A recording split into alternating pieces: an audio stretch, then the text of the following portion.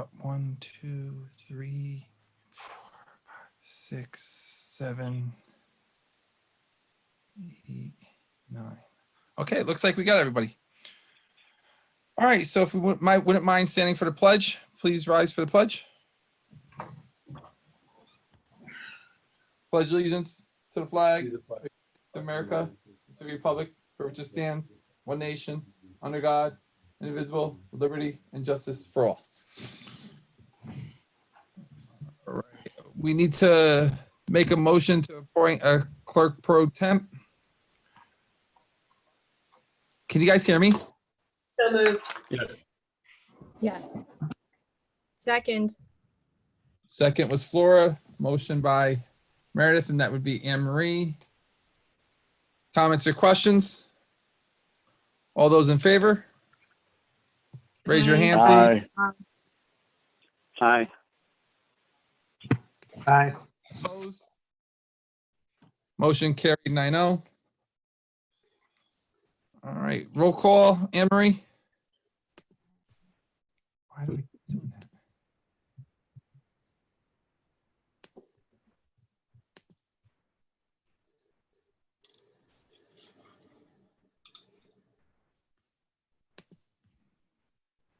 Is Anne Marie here? Is she on? I don't see her. Here comes I Mike. do see Kelly though. Oh, Kelly's here. Then why we appoint clerk pro temp? I don't know. That was on the agenda, right? Can you hear me now? Mm-hmm. Can you hear me? I can hear you. Yes, Ken. No, it's not on the agenda, Anthony. Oh yes, Because it you is. were, It is. you were Yeah, going it to is. open the and then Wait, go oh. into Right, we were supposed to do that in exact. Got it. Sorry. All right. but I'm here. All right. So do you want me to do the Thank roll? you, Kelly. Sure, please do roll call. Ms. Betterbid, Here. Mr. Case Leal, Here. Ms. Flynn, Here. Mr. Rakowski, I'm here. Ms. Stadler, Here. Mr. Stang, Here. Mr. Wolf, Here. Ms. Hewer, Here. Mr. White. Here. All right, so we're going to go to our workshop, and our first workshop is going to be Miss Soto. Is that correct, Matt? Yes. Okay.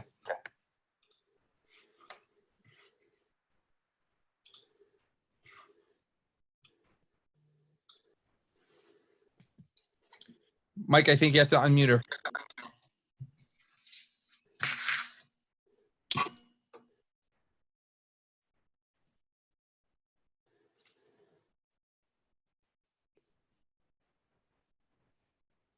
There you go. Can you hear me? Yes. Hear you. Go ahead, Ms. Soto. Hi, everyone. Good evening. And thank you for giving me the opportunity to share great news. So it is with extreme pleasure that I introduce Patrick Timothy Lewis as our valedictorian and Eric James Ostro as our salutatorian for the class of 2020. So I just would like to share some words about that their teachers shared about these fine young men. So their teachers and their school counselors all shared that they have had the honor and privilege of watching them grow into mature, fine young men they are today. With each passing day, they become more and more impressed with their unique personality, resilience, and complete dedication to always do their best. They're intelligent, determined, and respectful are just a few words that come to mind when I spoke about Patrick and Eric with the teachers. They're mature beyond their teen years, and they seem to have such global perspective on life as compared to their peers. Patrick and Eric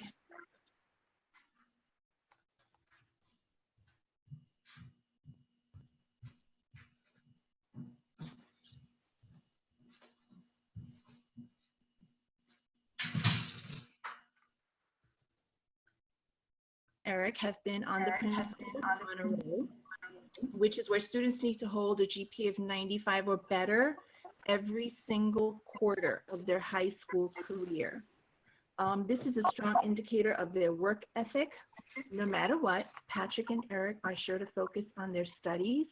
They are not only willing, but are clearly more than ready to handle the rigors of collegiate curriculum. So I would like to share some words about each of the young men. So Patrick, he is a very unique young man and is proud to be so. He does not hold a lot of weight in fitting in and does not hide that he likes to play the piano and trumpet. He also enjoys math problems and finds chemistry to be a fascinating course of study. Patrick likes to stand out from the crowd and is most certainly comfortable in his own skin, which is quite rare for teenagers.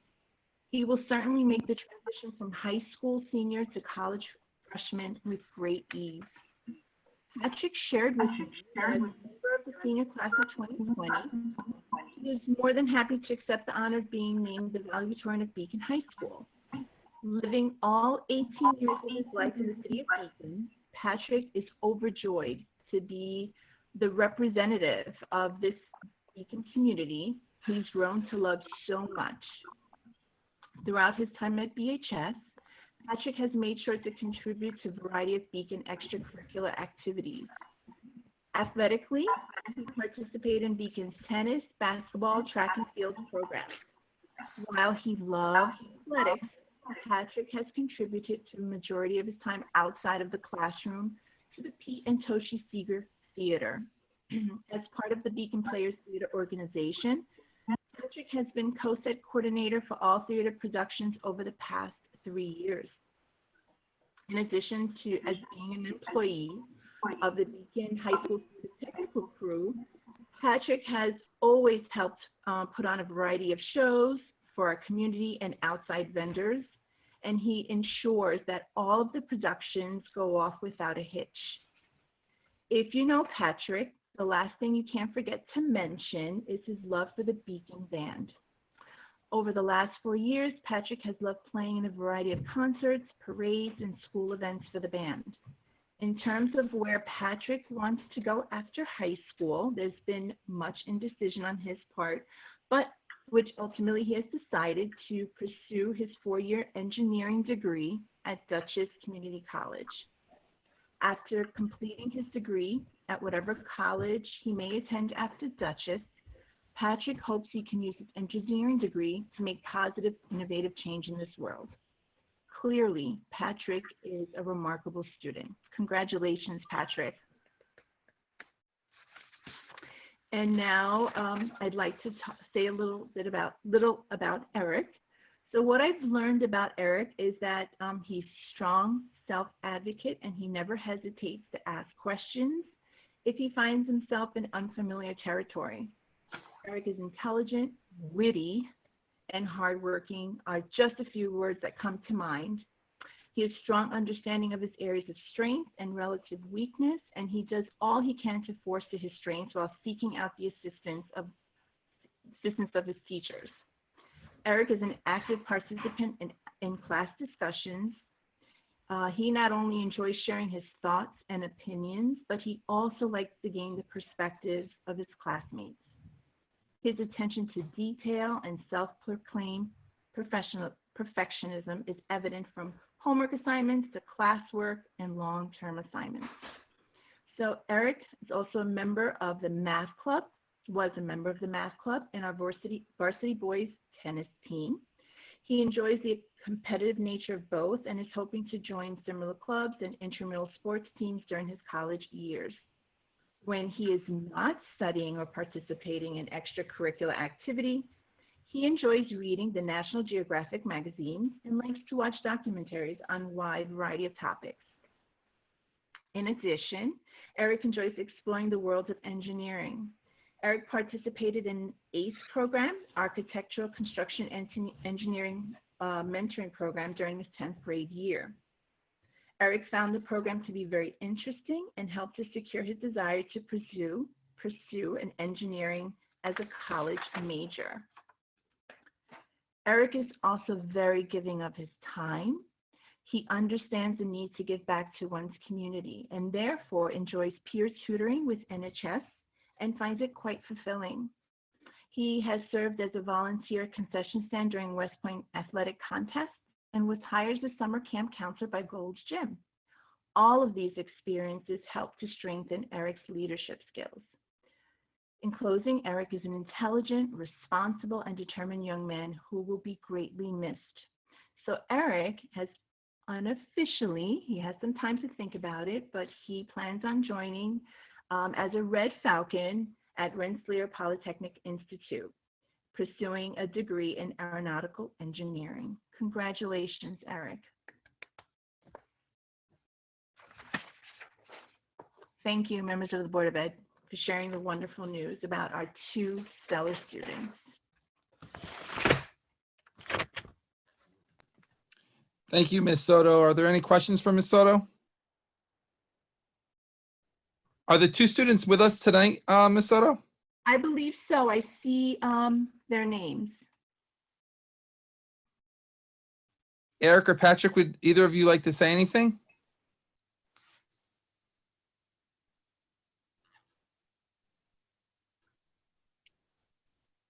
The camera shy?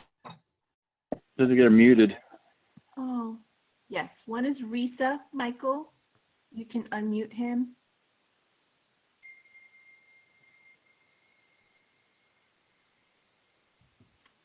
And Mr. Keeley, can you unmute Patrick?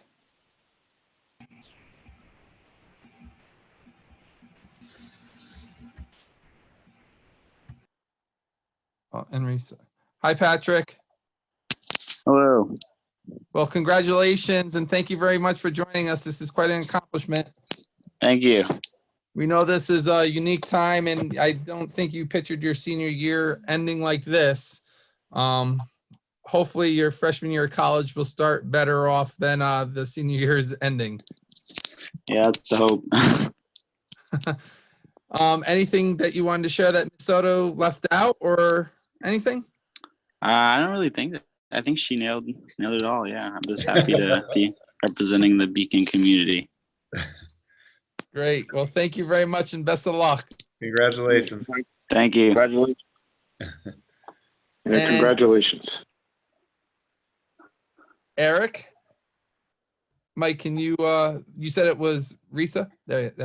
Eric, how you doing? It is Risa, Eric's Oh. mom. Oh, hi, how are you? I'm okay, thanks, and I'm really very proud of Eric. Well, we are too. Yeah, he had some struggles early on in elementary and middle school, but he really found his footing. And I want to thank Mrs. Soto for that wonderful tribute. She mentioned some things that I had even forgotten about. So I'm glad she did her homework. they're awesome. Thank you. They're amazing young men. Congratulations. And they've been friends also since pre-K. Wow. That's awesome. That's great. Well, thank you so much for joining us in the virtual meeting. Actually, I know there's a couple of engineers on the board, so I just want to wish Eric good luck at RPI. And also, thank you for taking the initiative and participating in the ACE program. I hope it kind of laid some foundation for you as well. And good luck.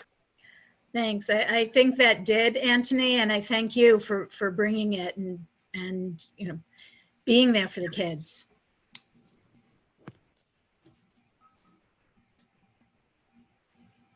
All right. Thank you very much. Matt, you're up. What's the next one? Congratulations to Patrick and Eric again. That was awesome. And thank you, Elisa. Elisa, was there anything else that you had for us tonight or that's it? Okay. All right. Thank you. Thanks for joining us. So Anne Marie and I, there's a Kristen. So I just wanted to ask because it's such an odd time and I don't know what and how graduation and what all these things will look like. Those were such lovely tributes. If there's a way of sharing them on our what's it called? A web page. Yeah. That would be great. Just some publication of everything that you just shared, because it's so nice for us to hear, but it would be great for their peers to see and for other parents who knew them growing up and just the community at large. But I just feel like if we go the extra mile during this time, because it's so weird, that would be great. Right. There's We Patrick. we will certainly do that. Speaking of graduation, we are right now kind of exploring all options and trying to be prepared for all. For sure, we want to try to do some sort of physical thing, even if it's just like family by family over the course of a day, socially distancing and watching their child receive a diploma. But we also have a virtual tribute, like a graduation type tribute that we're working on, where Patrick and Eric would be able to give their speeches, and they would be archived on this digital thing for everyone to see. And so we're trying to be ready for kind of anything with graduation. Obviously, there's going to be pretty significant limitations on anything we've done in the past, and we won't be able to really recreate that. But Elisa or Miss Soto has been working with her staff. And also Elisa, you had a meeting with the whole senior class like a week or two ago where you started discussing some of this stuff too. Yes, and we did actually introduce our valedictorian salutatorian just to give them the opportunity to be celebrated amongst their peers. We had an assembly a week ago.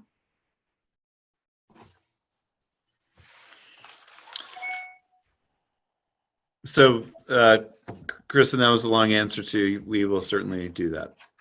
Share that info out. Oh, and so starting the second workshop, we wanted to provide just a little budget update. Just as an intro, we're still waiting for the governor's update on the reductions. We're obviously trying to prepare for any contingency with this as well. So we're waiting on that, and we're also waiting on, there's a number of things we're waiting on from Albany. We're waiting on the budget part, but we're also waiting on the update on budget election, budget timeline, and board elections too. We're hearing that all of that stuff should be out to the public by the end of this week, including whether New York Pause gets extended. So in this era of uncertainty, we're trying to prepare for every contingency, and working a lot with our administrative team to see whatever cost reductions we can make for next year's budget, so we can keep doing the amazing things we do for young people in this district. So Anne Marie put together just an update slide where we just want to go over where things stand right now, and we also wanted to briefly talk about setting up a TRS reserve, which we'll get into a little bit more detail. Anne Marie? Okay. Mike, can you go down a slide for me, please? Thanks. So as Matt mentioned, the budget uncertainties, we do not know when the budget vote and election will be. We were told it was postponed until after June 1st. Some believe it could be June 2nd. Some believe it could be June 9th. We were all recommended to not adopt our budget until we hear from the governor by May 15th. He will probably give us some guidance on Friday, and then there's a 10-day period of which they weigh back and forth about what the cut would be. So the recommendation from both the superintendent's organization and the business official organization is to wait, and all the deadlines corresponding will that have all been postponed for right now. So we're all very anxious to find out what could happen if we're going to do a vote by absentee ballot, if the governor is going to allow the Board of Education to adopt the budget this year and then have the board members that are up for re-election go for another year. That's some of the talk that we've heard as well. So we'll keep you posted as soon as we find out anything. The second is the reduction of state aid. The first look back period ends on Thursday. So Friday, we will be hearing something from the budget portion of the state. And Right now, they're all talking about 20%. We're hoping it's not that much money, but we also know that there's still hope for a federal bailout of the states, and so that would help and not impact us as much. Mike, can you go to the next slide? So the thought is, how are we even going to pay for 2021? So besides a reduction in aid that could happen before we adopt the budget, there's potential 2 other times to reduce the state aid after the board adopts the budget. So we are looking through all the costs that were not incurred in the 2019-20 budget. For example, fuel for buses, since we are not using the fleet, utility costs would be less. There's other instructional areas that we're examining and looking at. So we're trying to identify all of the areas in the budget that we will not spend. And the thought process is to fully fund reserves that we currently have, and then put money to excess fund balance.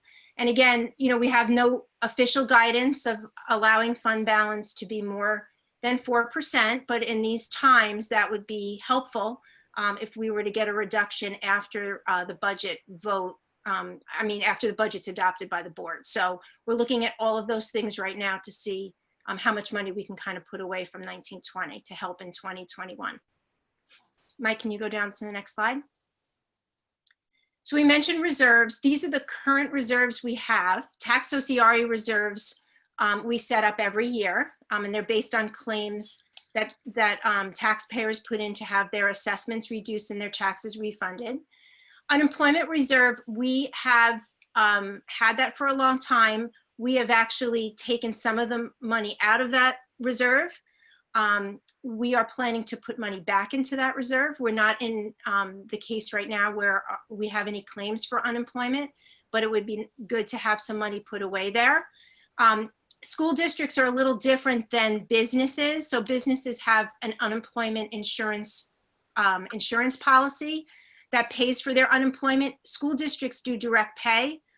So if someone puts in a claim for unemployment and they're awarded it, then we actually get a bill for that unemployment benefit that the district has to pay. So we do have a budget line for unemployment expense, but we also, in these times, I think an unemployment reserve might be needed as well. Employee benefit accrued liability reserve is a reserve that we've had on the books as well.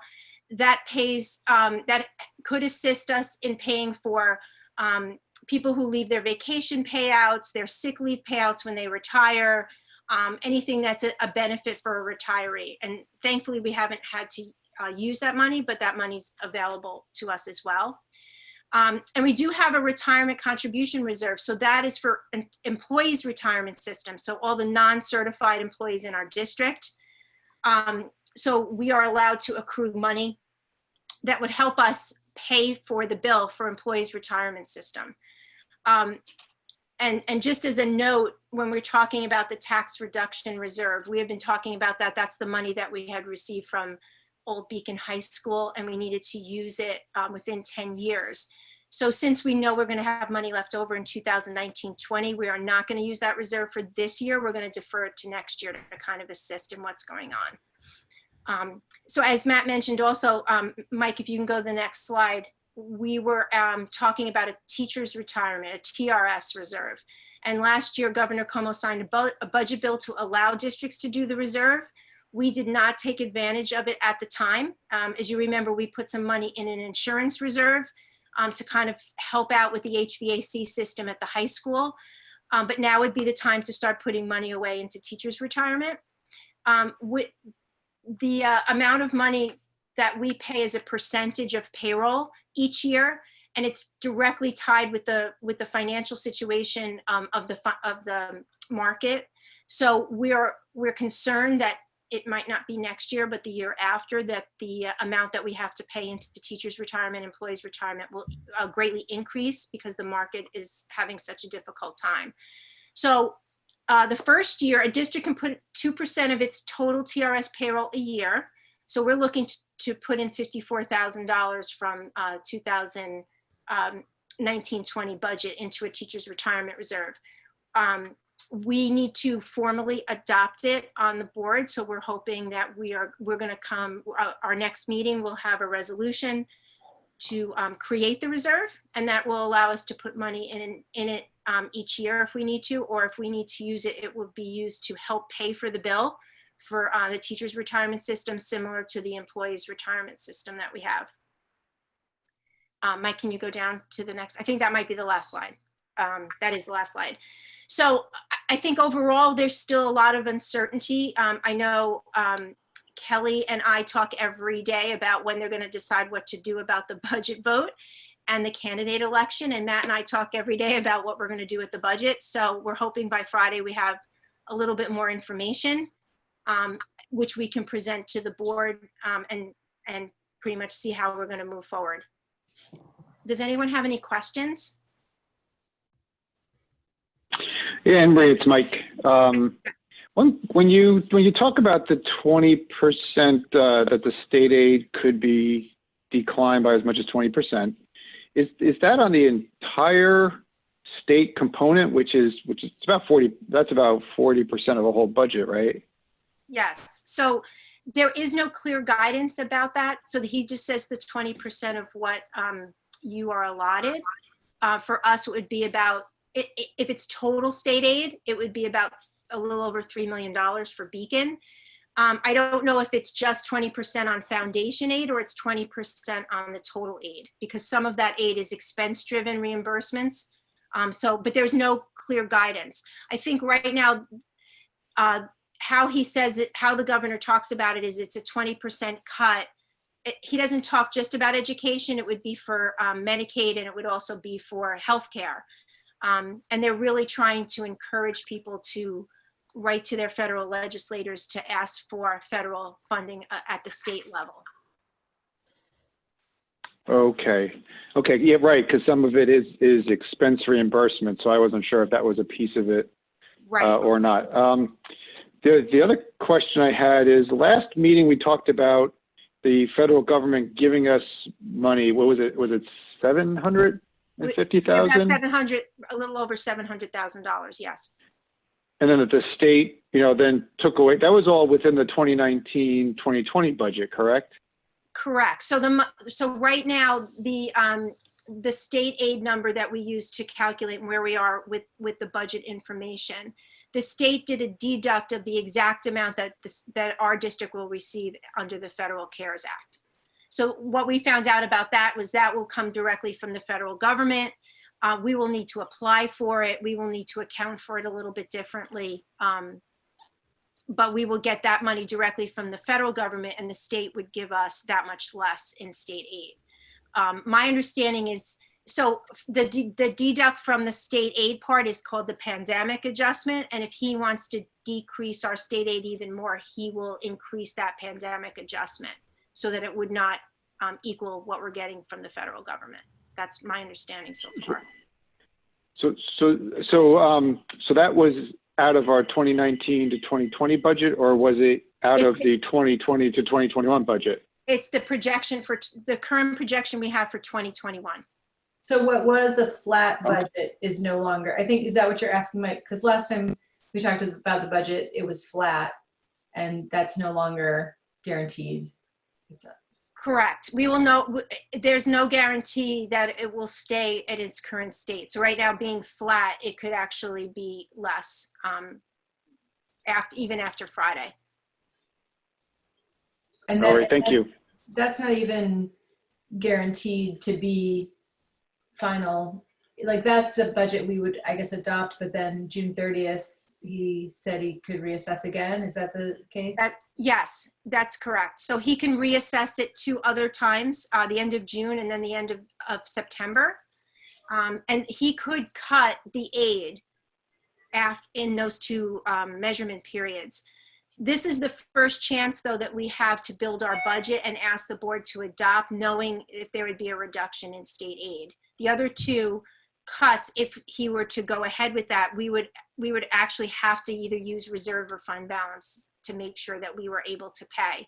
The only other way would be to decrease expenditures, which we don't want to do midway through a budget year. No, definitely not. Can I ask, and I think it's great, it sounds like we are preparing for the worst. If I were to play optimist and hope for the best, is there any chance that this will work out? Either the shortfalls will be made up on the federal level, or we'll have a miraculous economic boom to follow after this.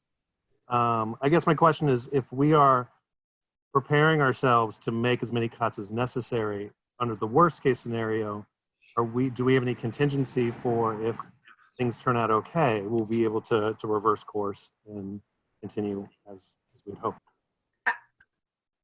My opinion of things turning out the best case scenario would be right where we are now. Because then the federal government would bail out the states, and the states would give us the money that they have mentioned that we should be allocated. If that happens, then there are some positions that we're not, going to fill. And there's programs that we may not be able to do this year or maybe next year. I don't think we get an increase in state aid. I think we're just hoping that we keep the aid that we've been allotted so far.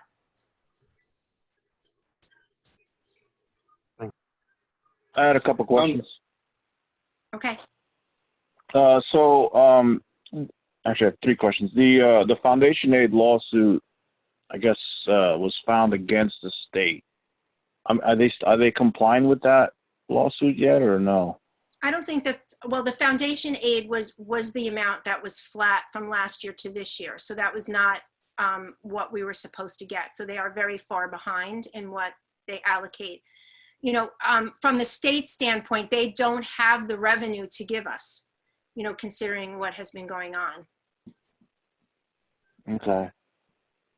So the second thing is like if we put the money in reserve, what would that show as a balance? What I fear is a scenario where come halfway through our budget, because some of it is reimbursement, right? So we're not sending them enough receipts to get reimbursed for.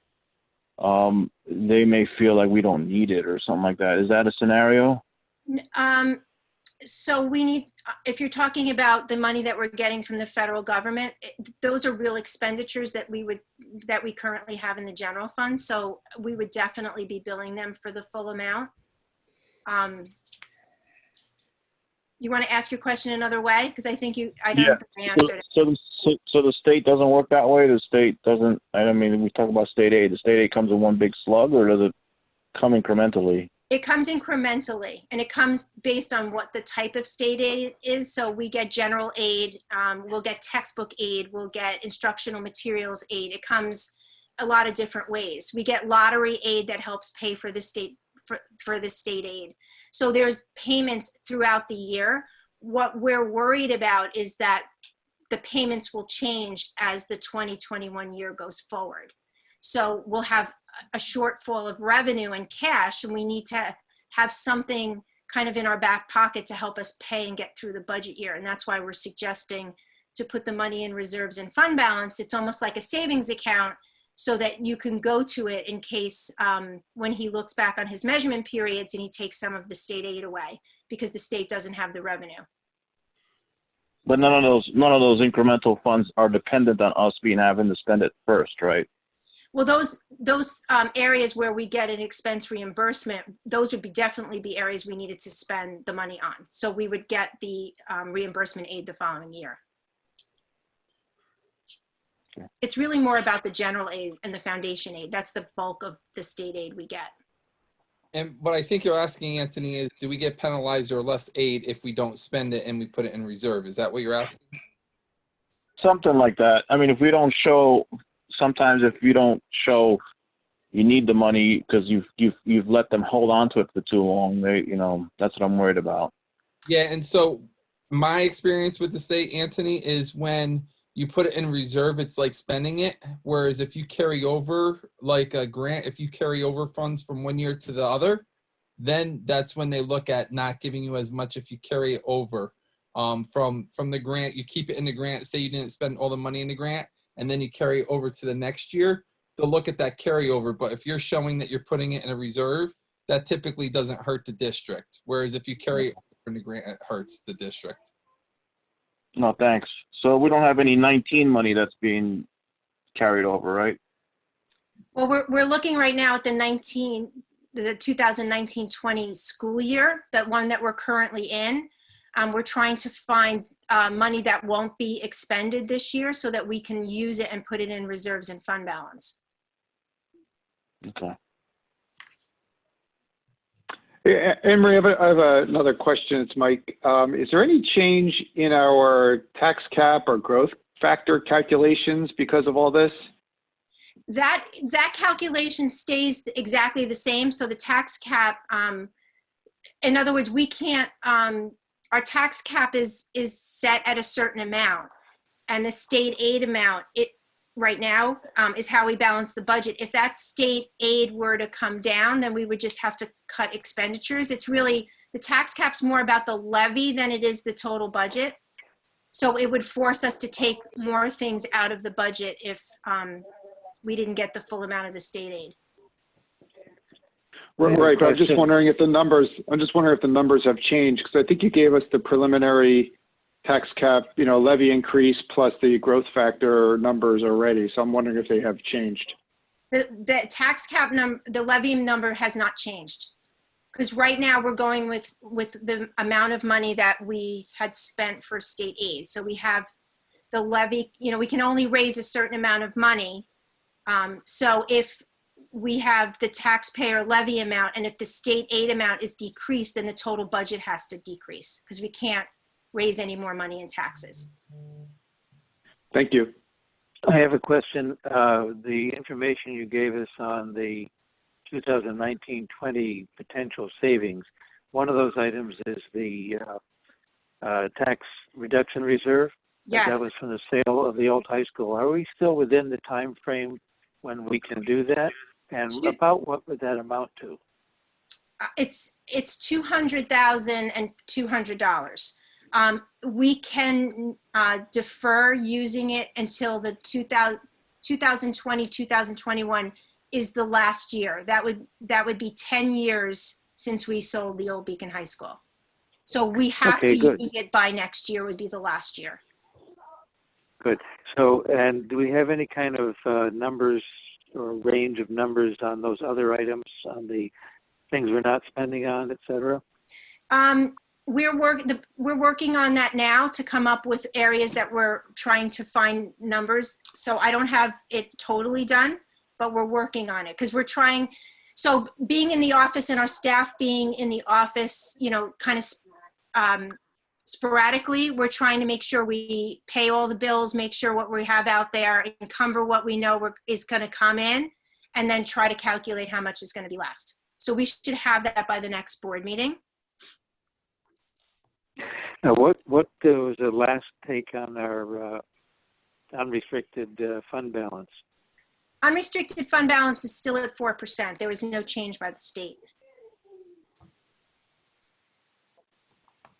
So I don't know whether they'll change it under the circumstances for us, or they'll just kind of overlook it, knowing that most of the school districts are trying to put away as much money as they can in unreserved fund balance. Emery, what about there's a lot of things that we spend knowing that we would get aid back on it next year. So are we going to take a hit in that way also on programming that we don't end up spending on this year that we plan to? So expense-based revenue is generated from student-related, so textbooks, library materials, those things we would still purchase out of 1920 because we could use it for next year. BOCES, we still have a lot of money that we pay in BOCES. We're still continuing to pay that, so we would get the BOCES aid the following year. Mm-hmm. So those expense-based areas we would still pay for. Special education, we're still continuing to pay the tuitions, so that would generate the high cost aid for next year. So I don't see any area. Transportation aid might be a little bit less because we're not going to have the cost for fuel. And transportation aid is a percentage, so you may see a little bit less in transportation aid because that's one of the aids that we get that's going to have lower expenditures associated with it.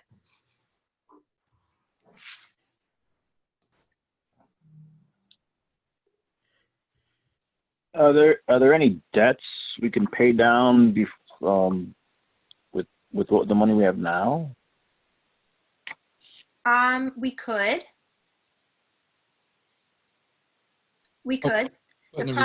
The problem with that would be that we would be using the cash to pay down debt that we don't have to pay off now. We would not have that cash in case we had a shortfall of state aid for next year.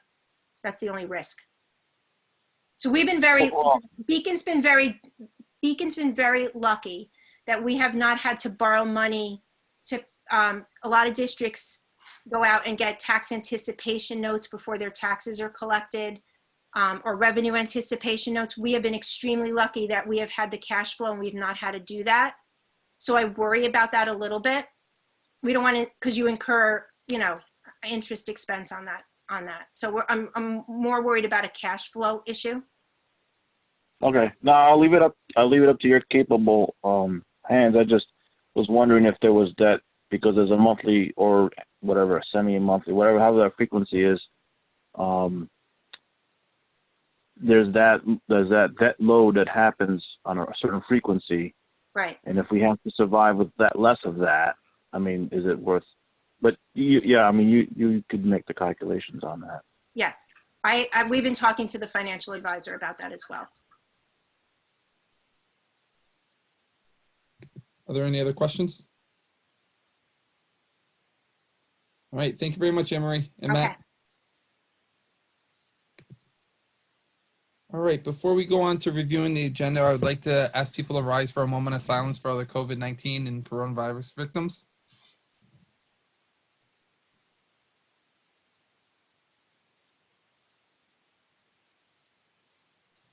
Thank you. I'm sorry that wasn't on the agenda, but I thought that it was important, and Meredith and I talked, and we thought it would be important to continue to acknowledge and recognize all the victims of COVID-19.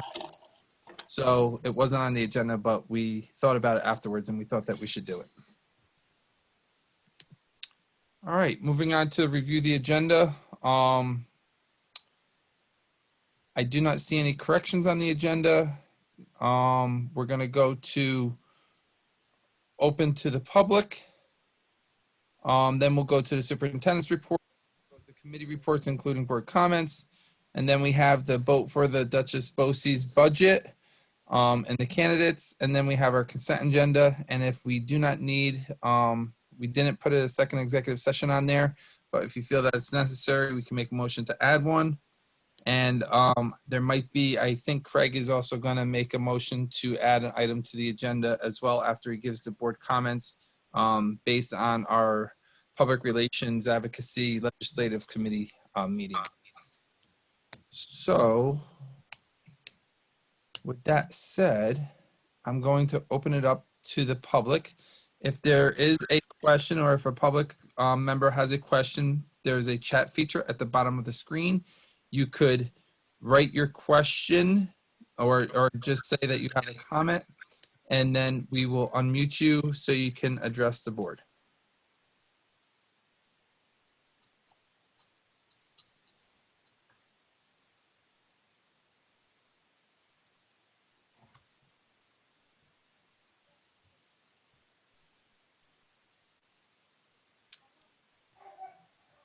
I'm not seeing anybody typing, and I did not receive anything. Therefore, we're going to move on from the open to the public, and we're going to go to the superintendent's report. Dr. Landau or Matt? Thank you, Anthony. I wanted to provide an update tonight on where we are with fourth quarter grades. I said at the last board meeting that would be the next thing we've been working on. So we had a committee formed of teachers and administrators. I was a part of the committee as well that met several times over the last 2 weeks, probably 6 or 7 meetings to come up with something. So at the foundation of the plan is kindness and compassion, which are words that we've been using throughout this process, and also support and encouragement. And part of our conversation has also been providing some level of familiarity for our students, and also especially at our upper levels, at the secondary level, to provide a little bit of motivation too. And so just quickly to go through the levels. Oh, a couple other things that that would be at any level would be flexibility, a lot of flexibility with deadlines and turning things in, and a really strong sense of interventions be with the teacher and the family, or the guidance counselor and the family and student, or administration, to make sure that if we see a student who is struggling in any sort of way, that we're providing as much help as we can. The focus right now is really not on grades. It's on everybody, getting through this, and and supporting each other and learning in the process. And so anyway, and before I get to the grades too, one of the things that was really important to us was getting more Wi-Fi out in the community. And so it was discouraging a month ago to hear that we were putting orders in for hotspots, and we were told like June or mid-June or late June that we'd be able to get the hotspots here. But we were able to find a couple companies that got them to us last week and this week. And so we have been, we started yesterday, and we've been working all week to get hotspots out to the families who need them. So hopefully by the end of this week, we'll have all of our families covered with the internet. And so that's been nice. So just a quick overview on the grades by level. At the elementary level, it's really going to be mostly narrative-based and teacher comment-based, providing some, feedback on either participation or the work being done, but it's and not even trying to check off all aspects of the report card, because that would be impossible considering the situation we're in. But mostly with the teacher giving feedback to the student and the family.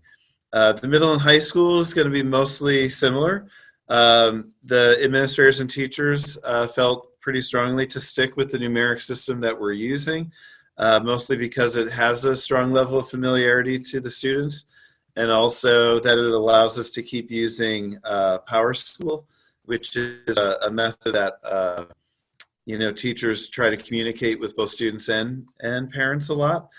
And so, but we also wanted to make sure that we are providing, through the policy of this or through the practice of this, a safety net for our students. And so we agreed on a low grade for the fourth quarter would be a 70%. And so that's kind of where students start, is at 70, and they can go up from there. We also aren't going to have final exams this year for obvious reasons at the high school and the middle school. What will take the place of the final exam grade, which is 20% of the final grade, is the student's highest quarter grade for the year. So we wanted to put a few things in there that would boost students' grades during this process, and also provide a little motivation. So we're hoping that students see this as a chance actually to increase their grade by getting some of the work done and participating in some of the different online activities that we have. And then also at the middle school, the elective classes would be pass-fail. And so it's funny, I think the reason it took so many meetings is we looked at a lot of what different districts are doing, and we also just had a lot of conversations about ways through the grading process, at least, to both have a large safety net for students, but also provide some motivation for kids to see a chance to increase their grades. And so, the last thing, as administrators and as teachers, we're going to be looking very closely, we already are, at any students showing any sort of warning signs of lack of participation or not turning things in, and we are having all, either teachers, guidance counselors, administrators, or all of the above contacting and working with families to see what's going on and see how we can help. Because everybody's experiencing this in a uniquely difficult way, and we want to be as supportive as we can through this process. So in terms of communication, I'll be communicating some of the general statements about this midday tomorrow. And then Brian Soltish and Elisa Soto will be communicating to the students and teachers and families either tomorrow afternoon or Thursday morning. The elementary principals will be also communicating by Thursday morning, just a sense of this grading process. So I wanted to update you on that. We've been working a lot on it the last 2 weeks. And I also wanted to update you on the advances we've made with kids getting Wi-Fi. More and more of our students are participating. We keep very close track of that. And so the participation levels of students is really rising in a really nice way. So this has been a challenge for everyone. And, and also I'm hugely appreciative to the parents for all the support they're giving at home, because I know this is a huge challenge on that level too. So with that all said, I briefly mentioned it earlier tonight, but it was really touching and powerful to hear about Patrick and Eric tonight. It also goes without saying how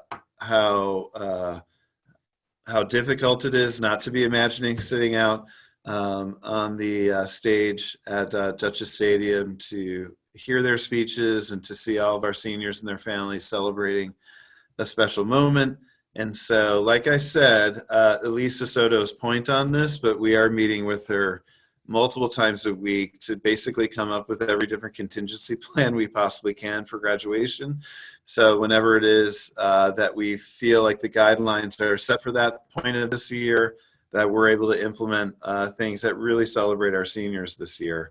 And it's sad for all of us to be away from school, especially sad for our seniors to be spending their last year in our district in this manner. So we are really, we're looking at what other districts are talking about, but we're also trying to put our own beacon stamp on it.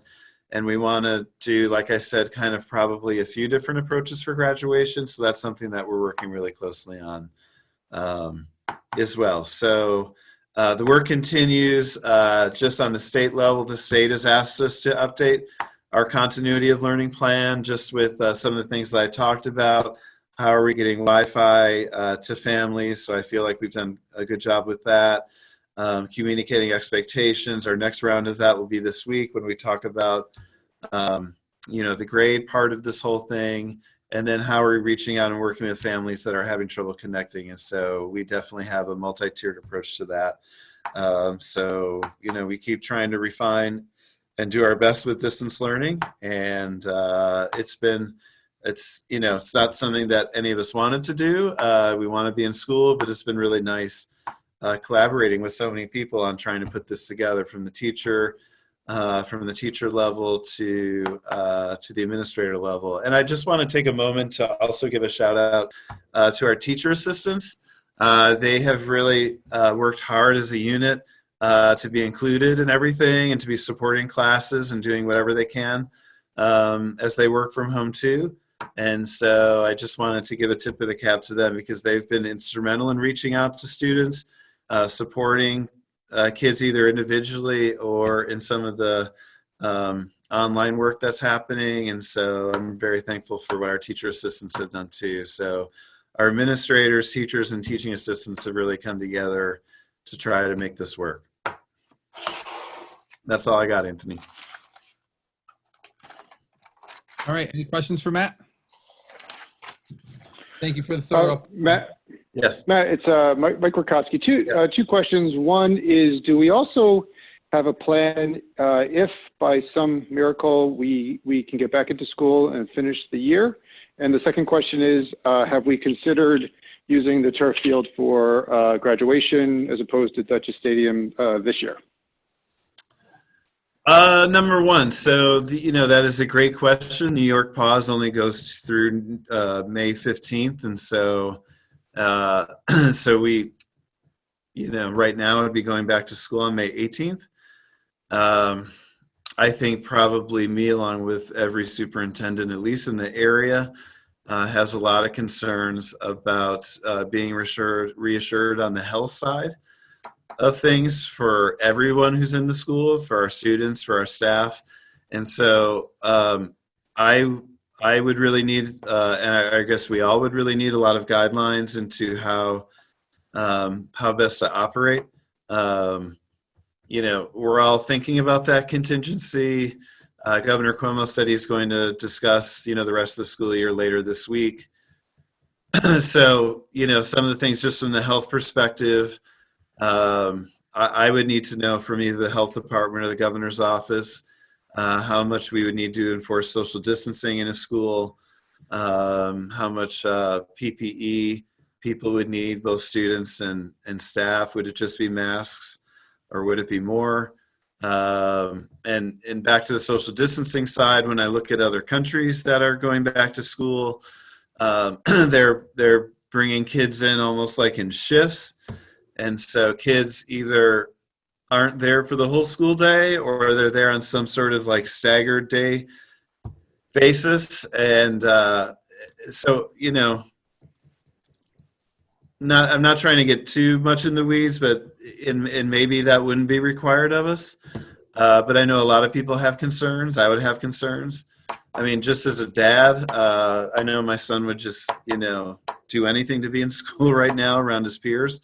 But I think also as a dad, I would need a lot of assurances about the safety. And so that's something that comes up in our conversations at the superintendent level in Dutchess County. So we have another meeting tomorrow where we're going to discuss it. With all that being said, I shouldn't say assuming, but I'm thinking that at least this area is probably going to be closed for the rest of the school year, just based on the number of cases. But we are trying to prepare for everything. To the graduation piece, I don't know if I have a count. We probably have like 7 different plans in our head about a way to approach graduation. And I don't think they're mutually exclusive. I actually think we'll probably try to implement at least like 2 of them, or maybe 3 of the plans, and trying to really celebrate our seniors. So one of the things we have discussed is there a way to do it on the backfield? I think unless, again, the guidelines change around social distancing, I think if we do the like sort of, I call it the physical graduation of, walking across the stage and handing a diploma to somebody, my sense is that would have to be family by family over a course of a really long period of time, which I would love to do. And that's one of my favorite things, is seeing the seniors walk across the stage. But we could do that at Dutchess Stadium, or we were thinking either in front or behind the high school to do that as well. We're also thinking of, having a digital component, something to kind of memorialize the seniors and have their speeches and those kinds of things. The awards that they get in like a digital graduation. There's been talk about having some sort of like car parade through town celebrating the seniors. So we're kind of trying to balance a lot of different ideas. And Elisa has been great trying to get a lot of those ideas encapsulated so we'd be ready to jump when it's time. I think right now we're just we're not at all sitting and waiting for the governor, because we're trying to prepare for every contingency, but it feels like a lot is riding on this week, from the the school side, the health side, the budget side, the board election side, and which is frustrating waiting, but we are trying to prepare for everything. Another thing that's come up is summer school. The governor has mentioned summer school. When he mentioned summer school, I totally understand why someone would talk about summer school, but I struggle with it on a couple levels. We don't know the health restrictions right now, at least if it was an in-person school, and also the budget side, as we're looking at possibly historic budget cuts. I'm not certain how we would then afford to create summer school, and we're trying to figure out how to hold next school year together too. So sorry, I gave you a long answer to a brief question, but we are trying to explore every possible thing, and we spend most of our time at the administrative level going through as many contingencies as we can. All right, thank you, Matt. I have another question, but I may go back to the grading issue. Yes. Could you explain a bit more about that part of a grade marking point of 70? Is that like a starting point, or how does that work? Yeah, it's a starting point. We wanted to distance learning is something that's totally different. Assessing a student is something that we're kind of just trying to learn about. Students are struggling in a lot of different ways, and so we wanted to have a kind of like a high place for a student to start. So so the starting point for our secondary students is high. We felt like starting kids at 0 kind of was unfair and held a lot of kids to kind of in an equitable place, to be honest. And so we wanted students to kind of start at a high and equal starting point. We wanted kids to see the fourth quarter as a chance to improve their grade.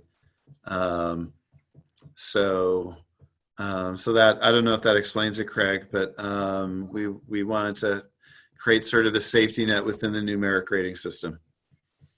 Okay, thanks. I have a question, more of a request. Yeah. Sort of moving in the opposite direction, where some folks are asking about, could we be back much sooner? Obviously, that would be lovely. Just from a planning standpoint, I just also not knowing what this looks like next year, if there are sort of rolling lockdowns related to outbreaks in particular areas and things like that. That's just kind of stuff I've been hearing about, how you have to sort of factor into your planning, that it's like once things, until there's a vaccine, like once things are open, they're not necessarily a guarantee to stay open, and there'll have to be a lot of flexibility built into any systems. And one thing that I've noticed with our approach right now, and I would just ask if there's a way for any technology team to explore this, is that the kids either work in kind of Google Classroom on their own assignments very individually, or they do meetups with their teachers or their peers and sort of Zoom meetings. But I know a lot of the work I do is remote, and a lot of times either with a client or internally, we use collaborative platforms and software like Microsoft SharePoint, or there's one called Asana, there's another one called Rike. These are all different ones that that I've worked with, and it's usually like a project management software, but also a collaborative tool. Like some of them are almost like a digital studio you go into, and you can work in teams and groups on projects. And not only does it mirror the way a lot of people work now, but I also feel like it kind of blends the two approaches. And I think that if, sometimes, I don't know what this looks like if antibodies actually result in somebody being able to be out in public versus folks who may have to quarantine or lock down if there's an outbreak. But if there's a way to build some flexibility into the system, that if a student's out of the classroom, they're not necessarily out of the loop of working with their peers, which I think is a big benefit, kind of moves towards our strategic plan. I don't think it requires an answer right now so much as I'd like to put it out there, something that we look at as our part of our plan for the worst kind of approach. No, I think that's a great line of thinking. I think we have to be thinking about next year, and I think or at least I have to be thinking about next year is not just going to be a return to normal. If it is, great. But if it isn't, like, I want to be better prepared as well. So I think those are great thoughts. Like just as a parent, today, my son was able to participate in like a small group Google Hangout, where they kind of, maybe not at a super high level, but they worked on a little thing together, and it probably was like the most rewarding digital meetup he's had during this process. And his teacher's doing an amazing job, and I have zero complaints on that end. But I think the ability to work with just 3 other kids on something on a Google Meetup was very rewarding for him. So I didn't see it, I heard about it, but I just sort of hearing about it and hearing what you're saying, I think is a shift that we need to really explore and look at, because Google Classroom is what it is. It's not it is not the end all be all, and it sort of does one thing. I mean, there's definitely bells and whistles you can sort of add to it, but it isn't doing what you're talking about. And I think that would be a really good next step for us. I love that thinking. And I you know, I'm trying to at least prepare right now myself for thinking this way, and prepare my team and the administrators, and start working with people in the district to be prepared for these contingencies. But finding more creative ways for us to collaborate, I think, is a great goal.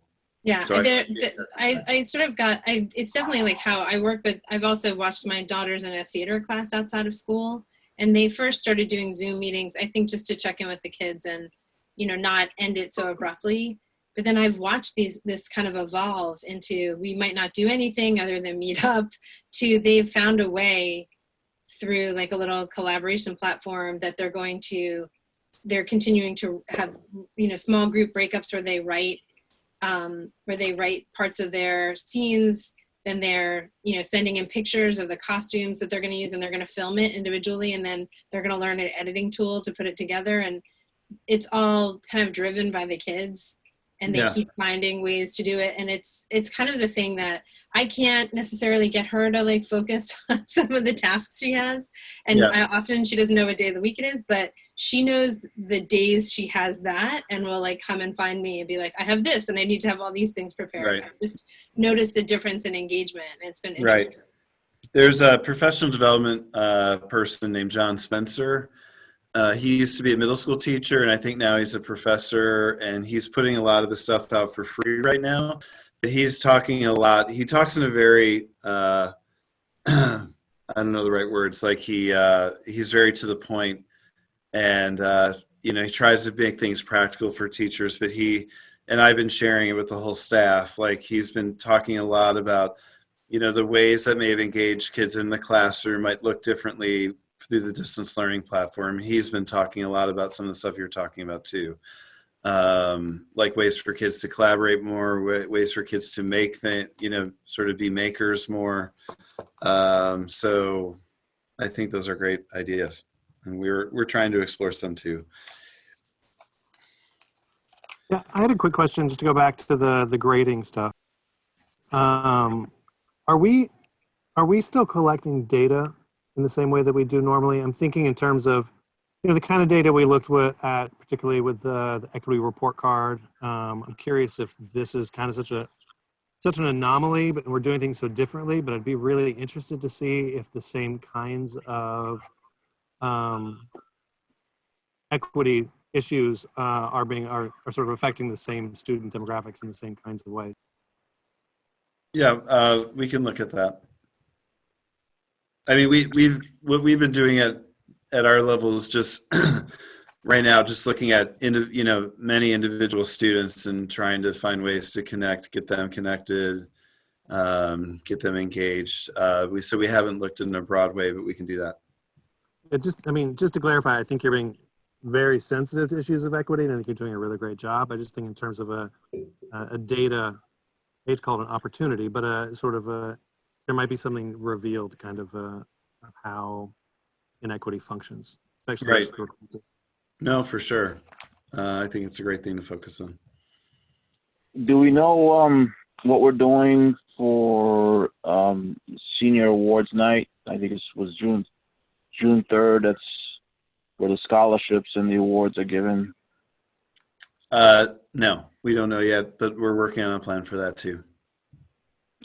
Would it be combined with the graduation, or you don't know yet? Too early. I don't know. I don't know. I know it's something that, you know, we've talked about. I just don't have the plan yet.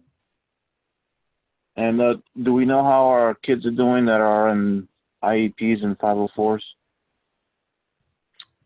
I mean, you know, I don't know the right way to say it. I think probably every student is struggling in some way or another through this.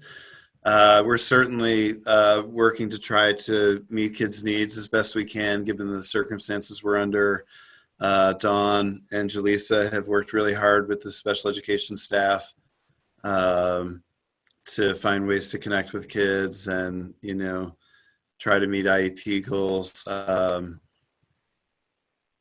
it's hard for me to sort of say a blanket thing for, you know, many, many students, but we're trying our best. Go ahead, Eric. In certain cases where we're finding that some of our students, they may need that the online platform isn't working for them, they have been contacting the school, whether speaking with the principals or speaking with social workers, guidance counselors, etc. And paper, you know, they begin like hard copies of student work. The TAs have been supporting with that process as well. So there are check-ins that are taking place with all of our students, especially our students with disabilities. Thank you. Sure. All right, we're going to move on to board comments. Or I'm sorry, committee, including board comments. We will start with facilities. Oh, wait, Hart, hang on. There's a fight going on. Hang on. Matt pretty much covered it. The only thing that I would add to what he described about the meeting we had in the process of, you know, we're all disappointed to lose the arrangement we thought we had with BBS, but we were not going to have that arrangement at all in the current configuration. And I think that there were some real kind of red flags about some potential weaknesses in the relationship that were too hard to ignore. To Flora's question about the sustainability knowledge, the difference between how BBS talked about sustainability and renewable and renewables and efficiency had more to do with, it just felt a little bit more based in reality. Like they, Tetra Tech's presentation, and this is just in my opinion, but they were very, they kind of threw every buzzword that they could in there, and even had like logos of organizations that they had never worked with, but they were just familiar with, and or that they just knew about, or it seemed like they wanted to show, you know, they threw everything, all the spaghetti against the wall to see what would stick with us. And not that that felt insulting in any way. It just was like, it wasn't, it forced us to sort of ask like, well, did you work with this? Have you done that? And when we dug into the details, it was more of like a kind of for flash of presentation. And the BBS team had all had some direct knowledge of doing projects on their house, seemed to have a little bit more of a realistic approach. But it might just be a difference in how they pitch business, because Tetra Tech's pitch is very, it's what you would expect from a big player in the field, and they're kind of going to show you they can do anything. I don't doubt that they have the knowledge to carry out any plans that we, you know, that wherever we land. It just was this one difference in how they went about it. But I don't know when our next meeting is. I don't think we've even discussed we were sort of waiting to hear where we landed after that last one.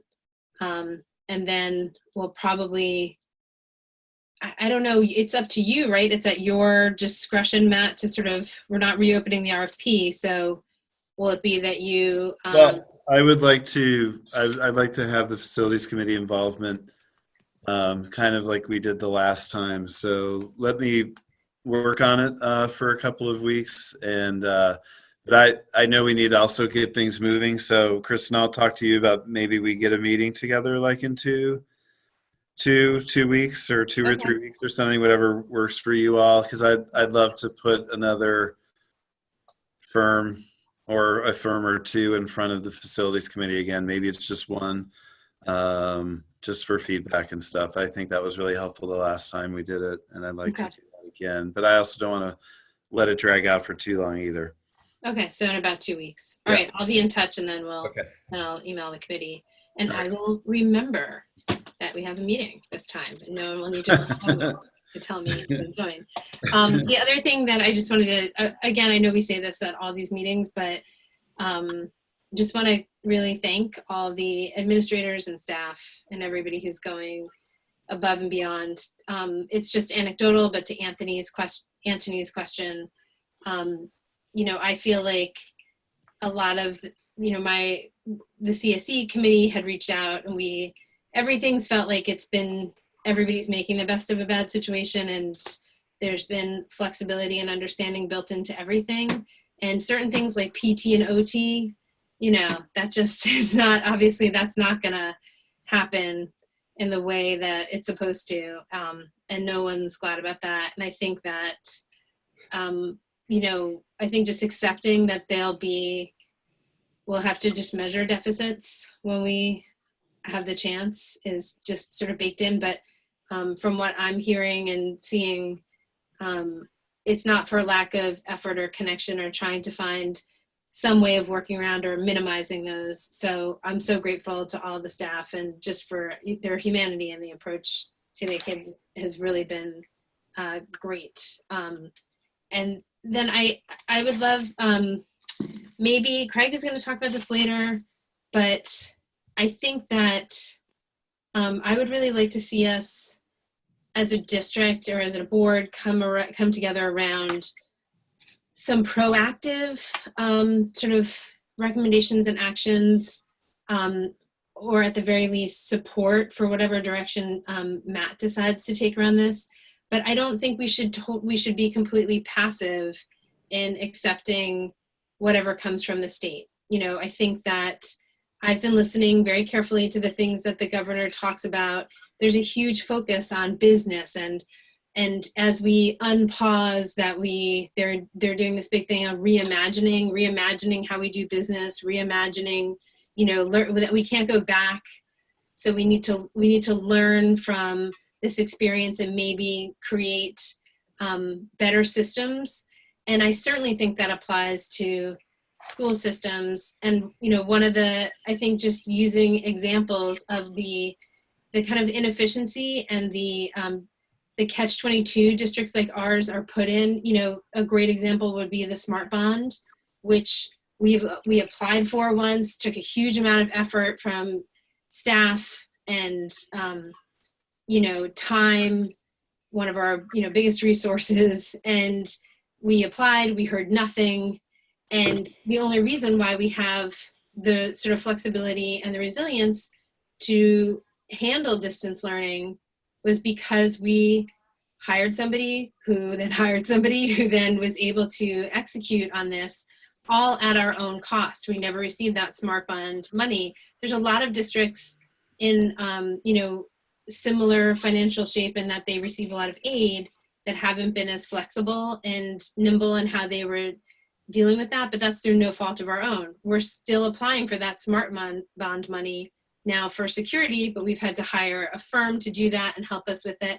All of these bureaucratic steps are things that I would really like to examine as we reimagine. There's a lot of aspirational educational goals, but from the nuts and bolts side of a board, I really want to push back and say, we want more efficiency, we want better cooperation, and I don't want us always to feel like we end up getting this really bad deal and have to make it work. I think there's a lot of things that need to be corrected on the state level in terms of efficiency and functioning and cutting through a lot of bureaucracy. So I would really like to see us advocate for that. Any questions for Kristen? We're going to move on to policy. James? Yes, I'm here. I love what Kristen was just saying, and I agree wholeheartedly. Just wanted to second that. I also You mute yourself. Sorry, there you go. I also just want to take a minute to give an extra thanks to our teachers, not just for the work that they're doing, but I probably can speak for a lot of parents out there that we have a special appreciation for what they do normally, because I'm trying to do it myself. And it's PE has devolved to me getting my kids to dig in the front yard.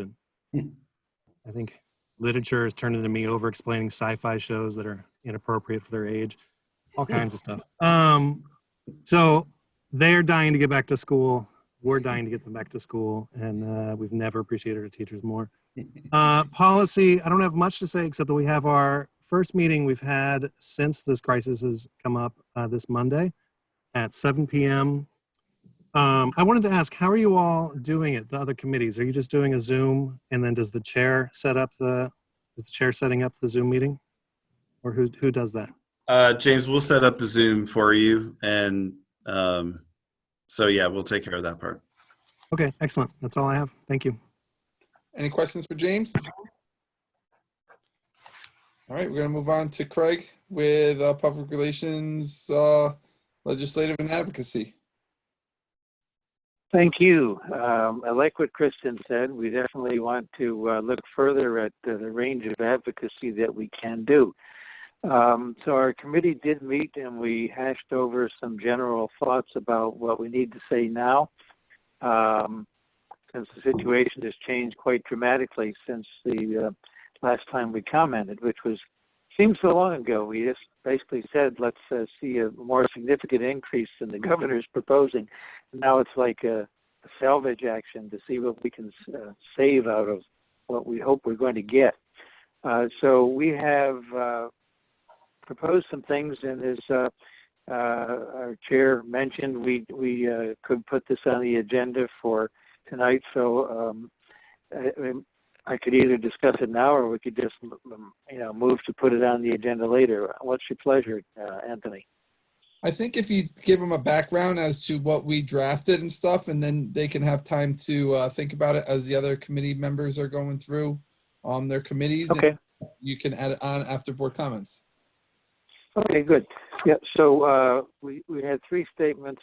I'll give them 1, 2, 3. Number one, we urge the federal government to provide substantial relief funding to the states whose tax collections remain impaired by the COVID-19 crisis. States cannot create money, the federal system can. Without relief, states will have massive deficits that will in turn create deficits in local school districts and in the lives of millions of students. So that one obviously is targeted at our federal representatives and the president. The second one, we urge New York State government to provide funding that is adequate to continue the education of our students, including a minimum 2% increase that is comparable to the effects of inflation in contract terms. We recognize the fiscal stress on state finances caused by COVID-19 restrictions, but urge state officials to be ready to institute forms of extra revenue, such as a surcharge for those who can afford it, rather than a deficit for school children. The third point is we urge state officials to promptly establish alternate procedures for school board elections to ensure continuity of the boards and to ensure budgets can be adopted before the start of the fiscal year. So that's basically the 3 items we came up with.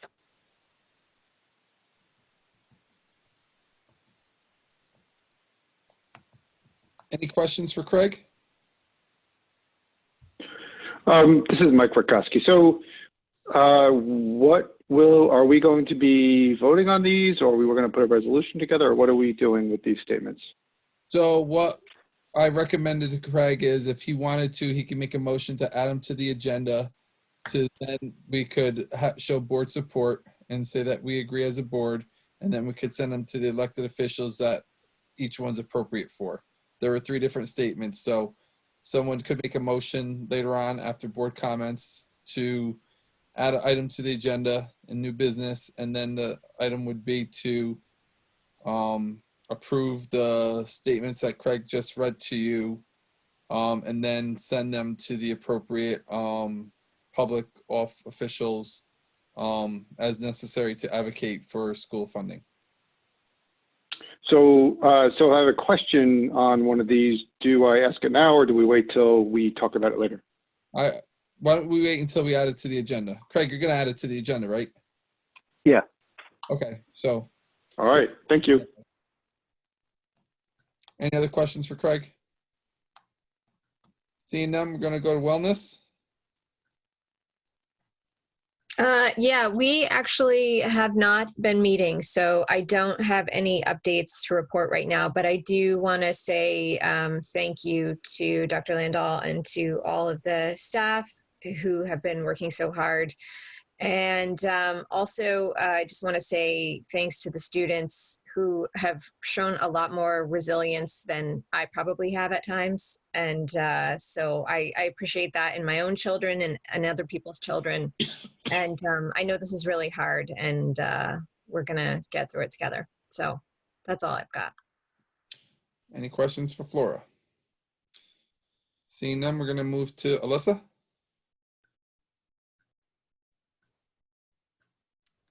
Hi, everyone. So Matt spoke earlier about kindness and compassion on the part of our staff and administration. And I've been lucky enough to see it firsthand over the last couple of weeks. So I want to express my appreciation and admiration for the work that our guidance counselors, teachers, and Principal Soto are doing at the high school. I got to see firsthand how they're really going above and beyond to provide individualized attention to students and their families who are struggling with this new normal of distance learning. They've been very accessible and available and communicative, and I just really appreciate it because they're making this much more bearable and hopefully helping kids be more successful, because it's really not easy for these kids. So so special thanks to the high school staff and administrators. And that's all I have. Thank you. Anthony? So good evening. There's obviously no diversity committees happening, so I have nothing to report on that. But I do want to again echo the same thanks to all the personnel in the Beacon School District, all the volunteers that have been administration, staff, teachers, to take care of our kids. I mean, that's kind of how I look at it.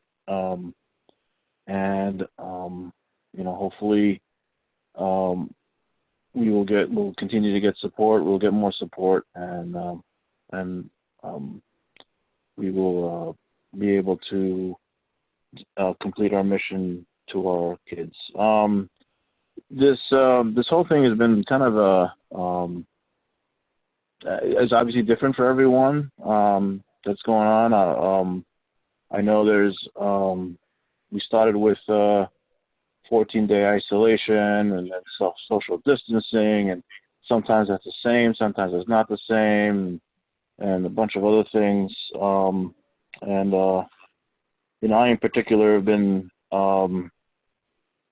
trying to figure out things on almost like a week-to-week basis. And I'm fortunate enough to be able to work from home, but also my volunteer activities have been waning a lot, and with the exception of the ambulance corps. There's interesting things have been happening as well. I've actually never participated in a birthday parade. I didn't know that was a thing. So that was fun. I see a lot of resiliency happening throughout the community. I see also a lot of support in the community, and I echo similar to what Flora said. Is together we're going to make it through this. Thank you. Mike? Thank you. One thing is I'm happy to see the administration is really looking at the budget and looking for savings in this year's budget and expenditures, and trying to apply them appropriately and help offset any reductions that we may get in the next year's budget. So really happy you're taking the efforts to do that. That'll help us make sure there's enough funding for educating the kids. The other second piece was one other item we discussed in the facilities committee meeting was we have to continue with the building condition surveys and putting together, the act of putting together proposed capital plan, capital project. When exactly we would put that out to a vote, or when exactly we would implement the capital plan would be to be determined, but we want to be ready, go through the prudent planning of the project. So when it is time, we're ready to go forward with it. So that's all I had. Thank you. All right, thanks, Mike. Meredith?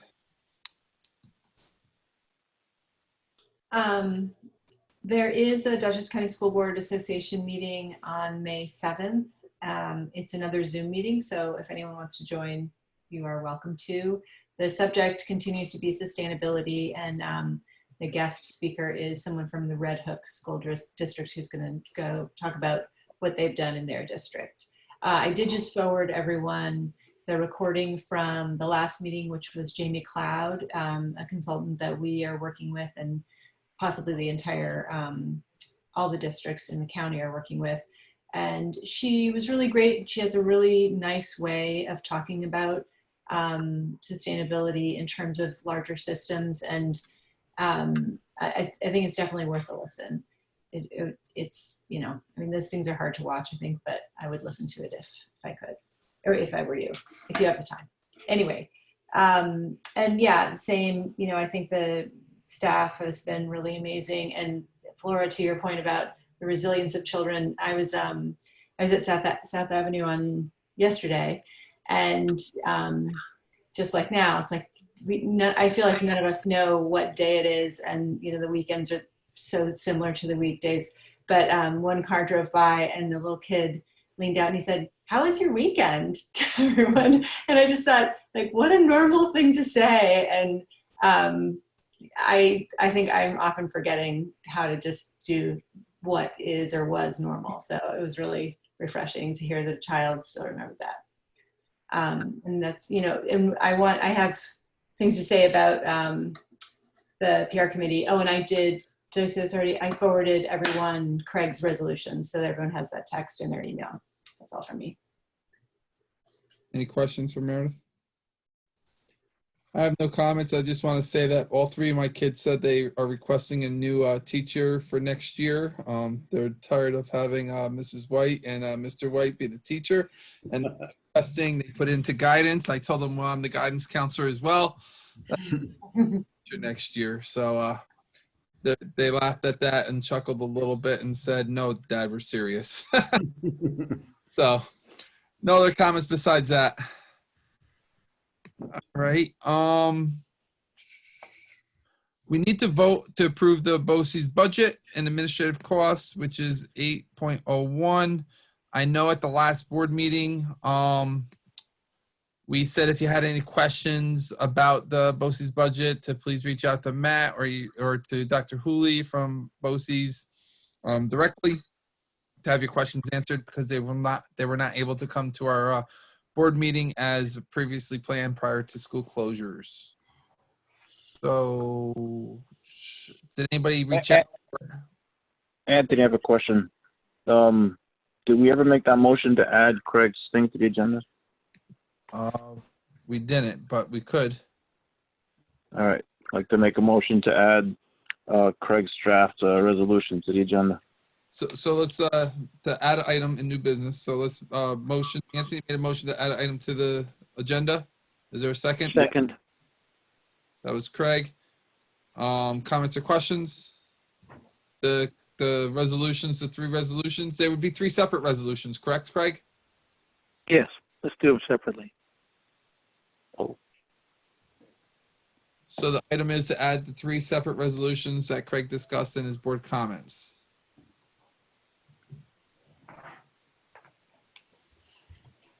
Thumbs up if you're good with it.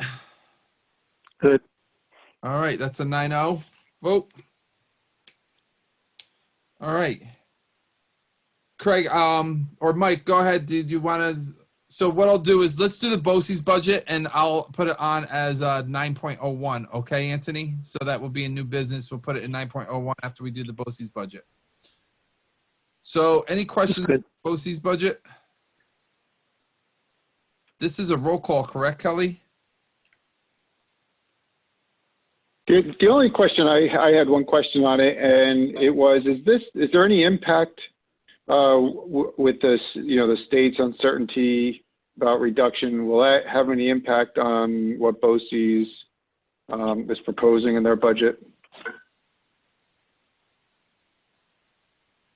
BOCES doesn't receive aid, directly from the state, so I don't think it would be more than.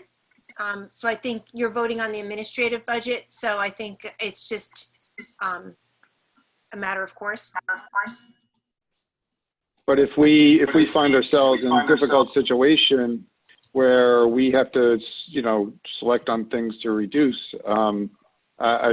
this might be an opportunity to look at.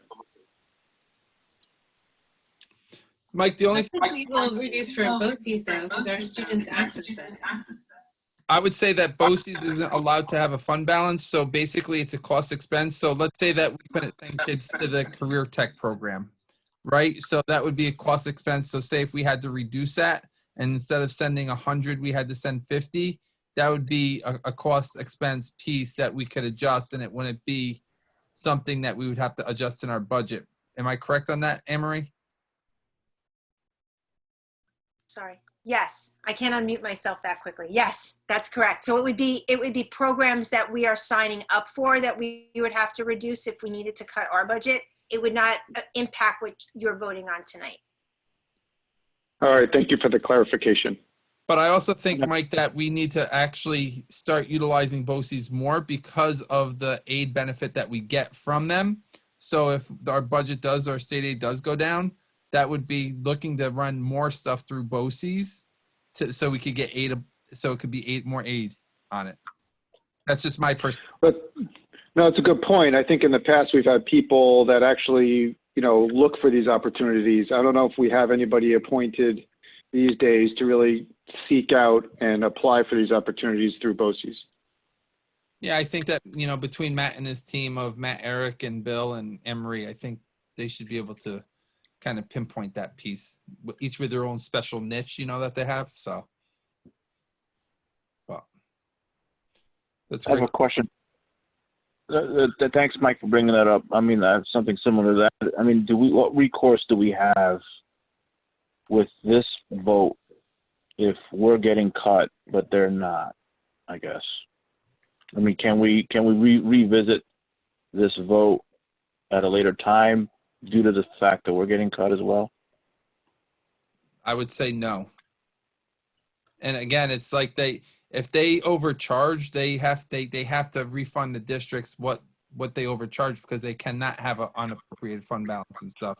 So that's what I was trying to say before. It's a cost piece. And I don't know if I'm using the correct terminology, but Anne-Marie might be able to elaborate on that more. So it's like we use BOCES for so many things, whether it be our student system management piece, or whether it be for special ed programming, or for career tech, or for the Beacon Arts and Education Foundation piece, like Coaster. So we wouldn't not use them.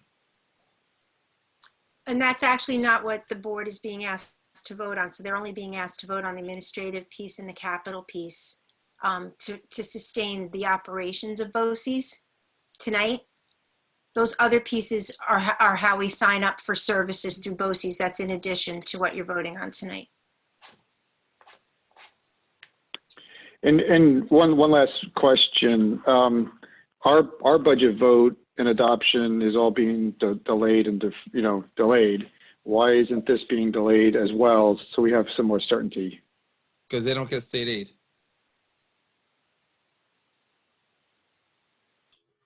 Is that the certainty piece, or is that the vote timing piece?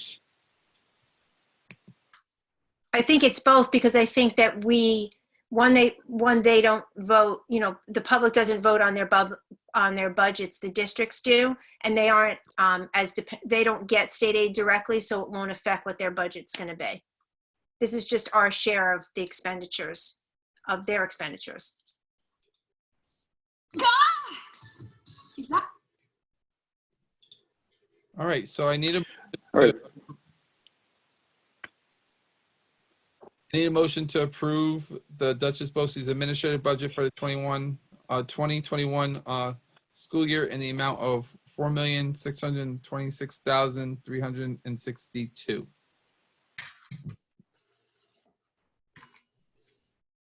Is there a motion? So moved.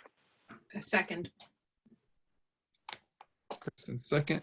All right, and this is a roll call, so I'm going to ask Kelly to do a roll call. Ms. Betterbid, Yes. Mr. Case Leal, Yes. Ms. Flynn, Yes. Mr. Rakowski, No. Ms. Stadler, Yes. Mr. Singh, No. Mr. Wolf, Yes. Ms. Hewer, Yes. Mr. White.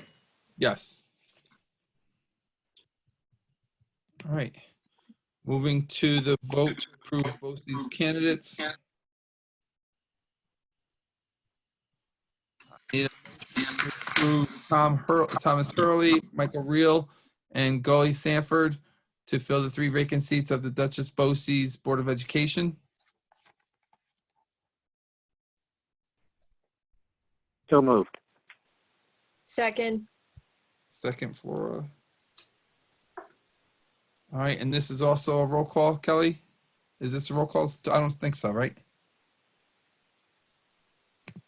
No. Not roll call, no. Okay. All those in favor, thumbs up. Aye. Aye. Aye. Okay. All those opposed?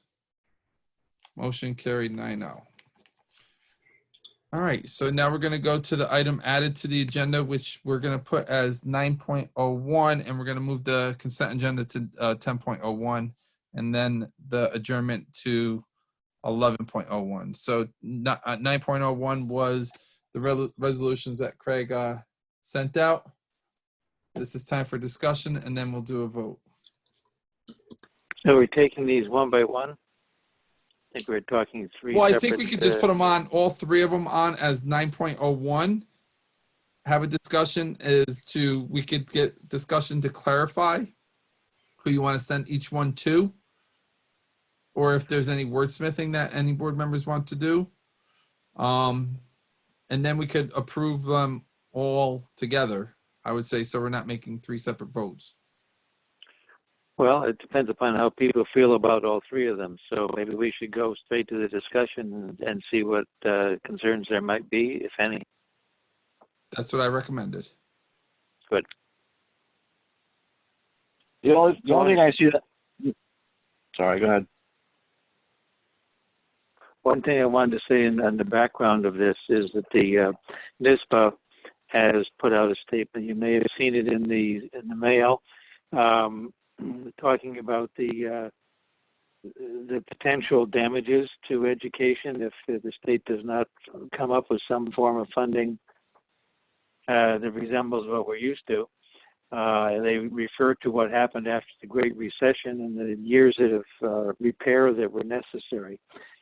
So I think we're very much in line with what is being suggested from our New York State School Boards Association. On the national level, I don't know that we've commented before on something at the national level. States are basically the ones that take care of education when they have the money to do it. In this case, it's an extreme and unusual situation. And frankly, I've never seen comments that made me shocked from the federal government about schooling, as has been the case over the last week or so, from Mitch McConnell, the top Republican in the United States Senate, who actually suggested that maybe states ought to consider bankruptcy. It's an astonishing statement. I don't even believe it's possible. But you remember when we had New York City in big financial trouble, and the headline in the New York Post was, Florida City dropped dead. Well, you could update that, say, Mitch to states dropped dead. I don't think we want to drop dead. I think it's time to fight back. And that's why I'm suggesting that we really need to do this, even though we normally don't talk to our federal people. Maybe it's time that we start. So those are my two comments that I wanted to make in support of these motions.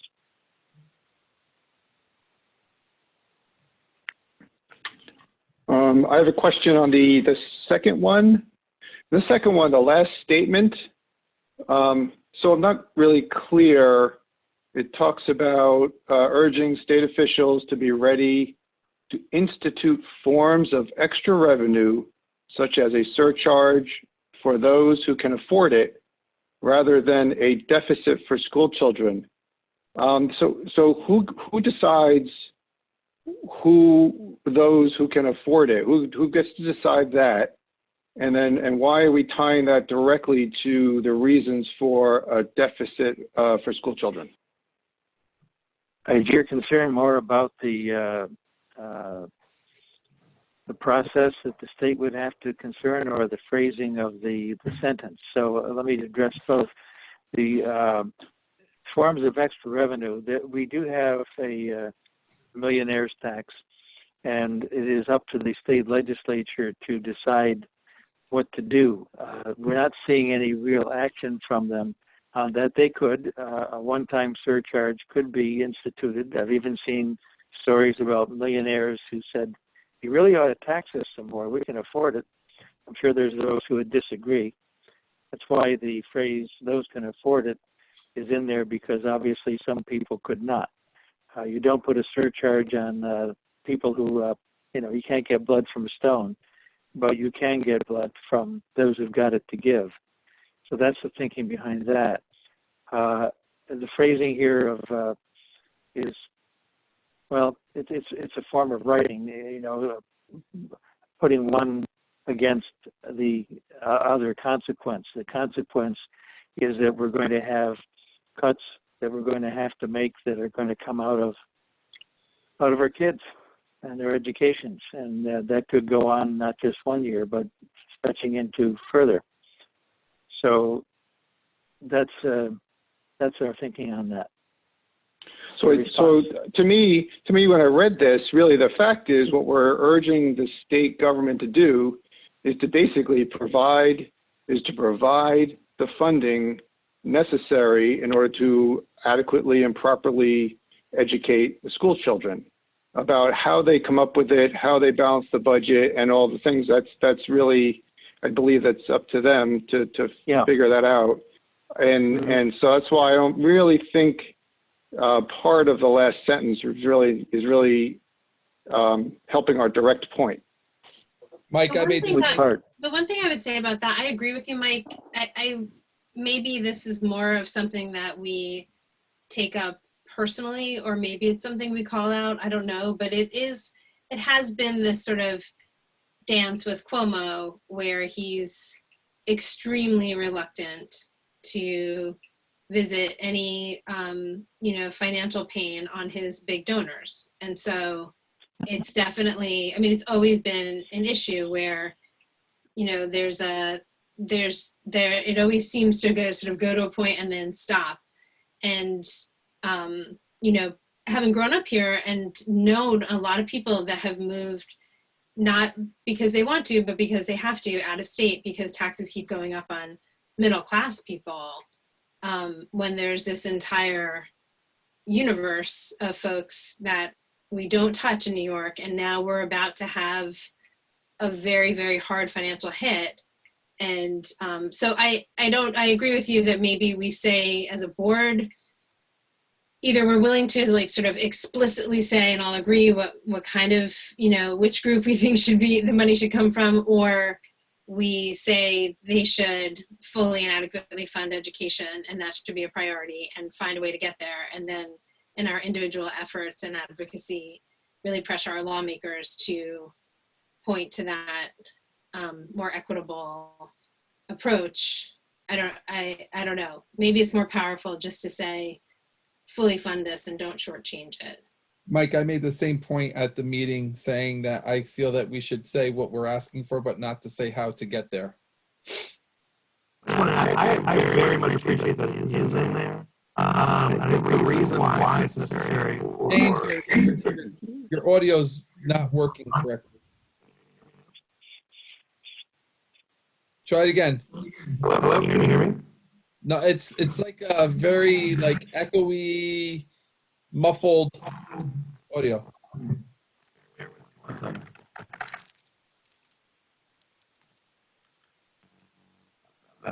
I could go either way. I did want to mention that I heard that Jonathan Jacobson has signed on to support the billionaires tax bill.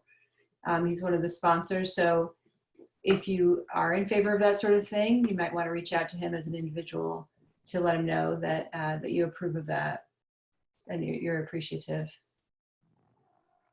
Yeah, I'm fine with just doing the fully fund education, but I can say I personally will be reaching out to support any lawmaker that puts that pressure. Are you guys able to hear me? Oh, that's there better, you Dave. go. Yeah. Okay, great. I wanted to say that I think it's important for us to say it as an institution because it's something that's not being mentioned. You know, I mean, it's sort of blatantly absent from all of the rhetoric we're hearing from Albany. And I think that if they're going to, you know, you made it pretty clear immediately that the budget was going to be balanced off of our backs, off of Medicaid, and off of social services. And I think it's worthwhile for us to push back. And if he hasn't thought of it, I think it's useful for someone to suggest it. But I think I agree with you, James, personally.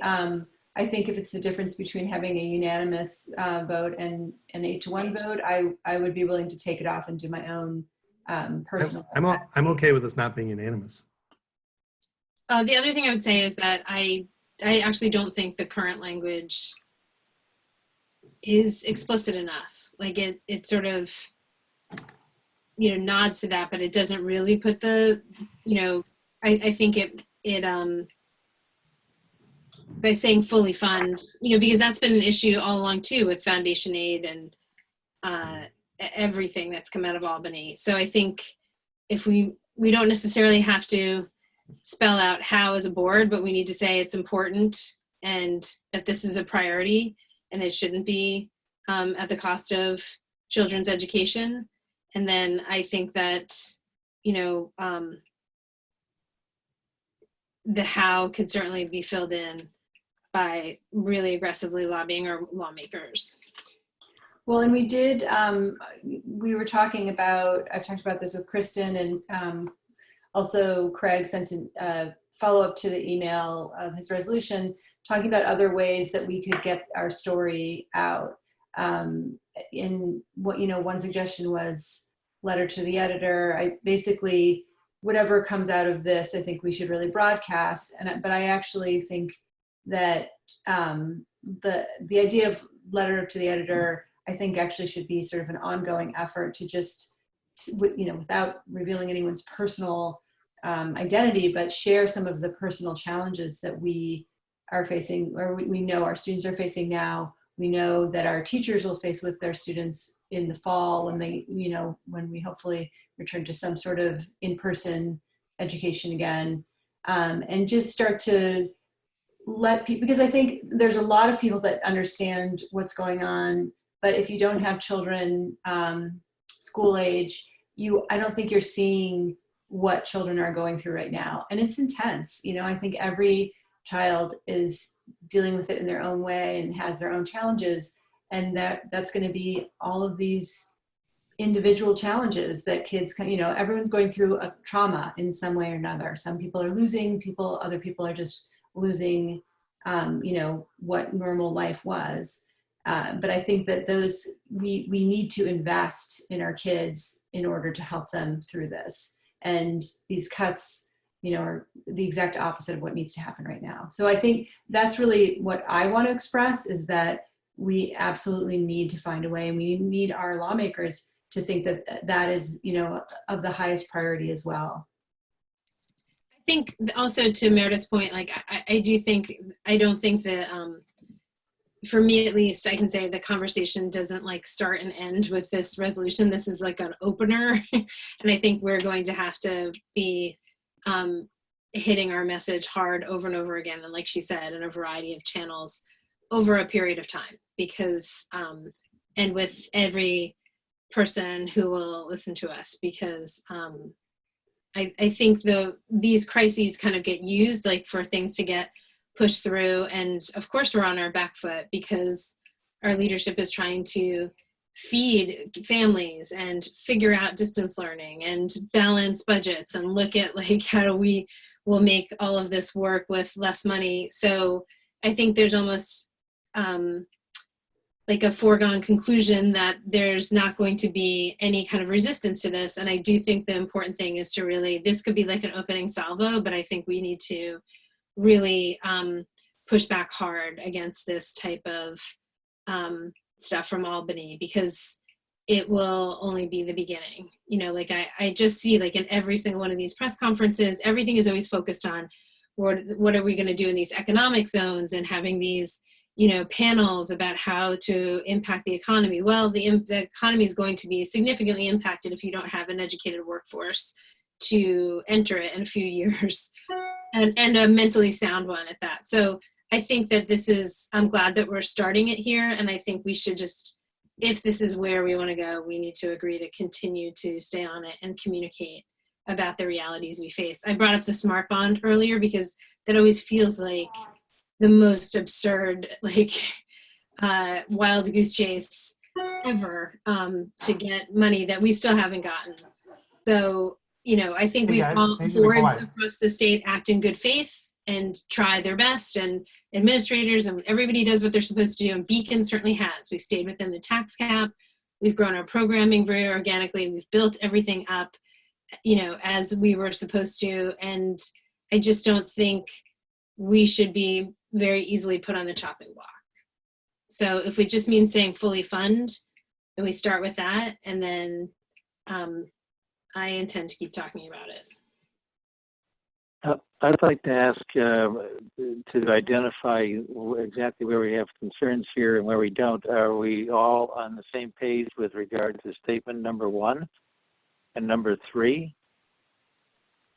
Is there anybody who's opposed? It seems the discussion is about the second half of the second statement, and I'm not quite clear exactly where we would go. But I do respect Meredith's point that we don't want to have a less than 9-0 vote on whatever we come up with. So if there's anybody who's not prepared to vote for the second one, they should indicate that, and we probably talk further about it to fine tune it. Greg, the only thing I would recommend is that where it says we recognize the fiscal stress, I would take that whole piece out and from there on and just have the first part. Well, that can be done. But you know, if somebody really wants to say that they think that should come out, then they should say so. I think it should be in, and I don't know if I would support a resolution that doesn't have some mention of trying to shift the burden off of school children and onto the super rich. I don't think I could vote for anything that doesn't say that. Well, we need to remember that we are not a non-political non-political body, and that I think is really making judgment on all kinds of people in the state, and it really has no place out of this body. I don't know. I still support. So that's I'll why vote for Cuomo. that's why we need. That's why we need to. That's not political. That's why we really need to just focus on what we are stating. You know, that we need to have the funding, you know, provided to properly educate the children. It's for the lawmakers to decide where it's going to come from. I have to agree, even though I agree with the idea of the surcharge for those who can afford it. I agree that I feel like that line somehow politicizes the statement.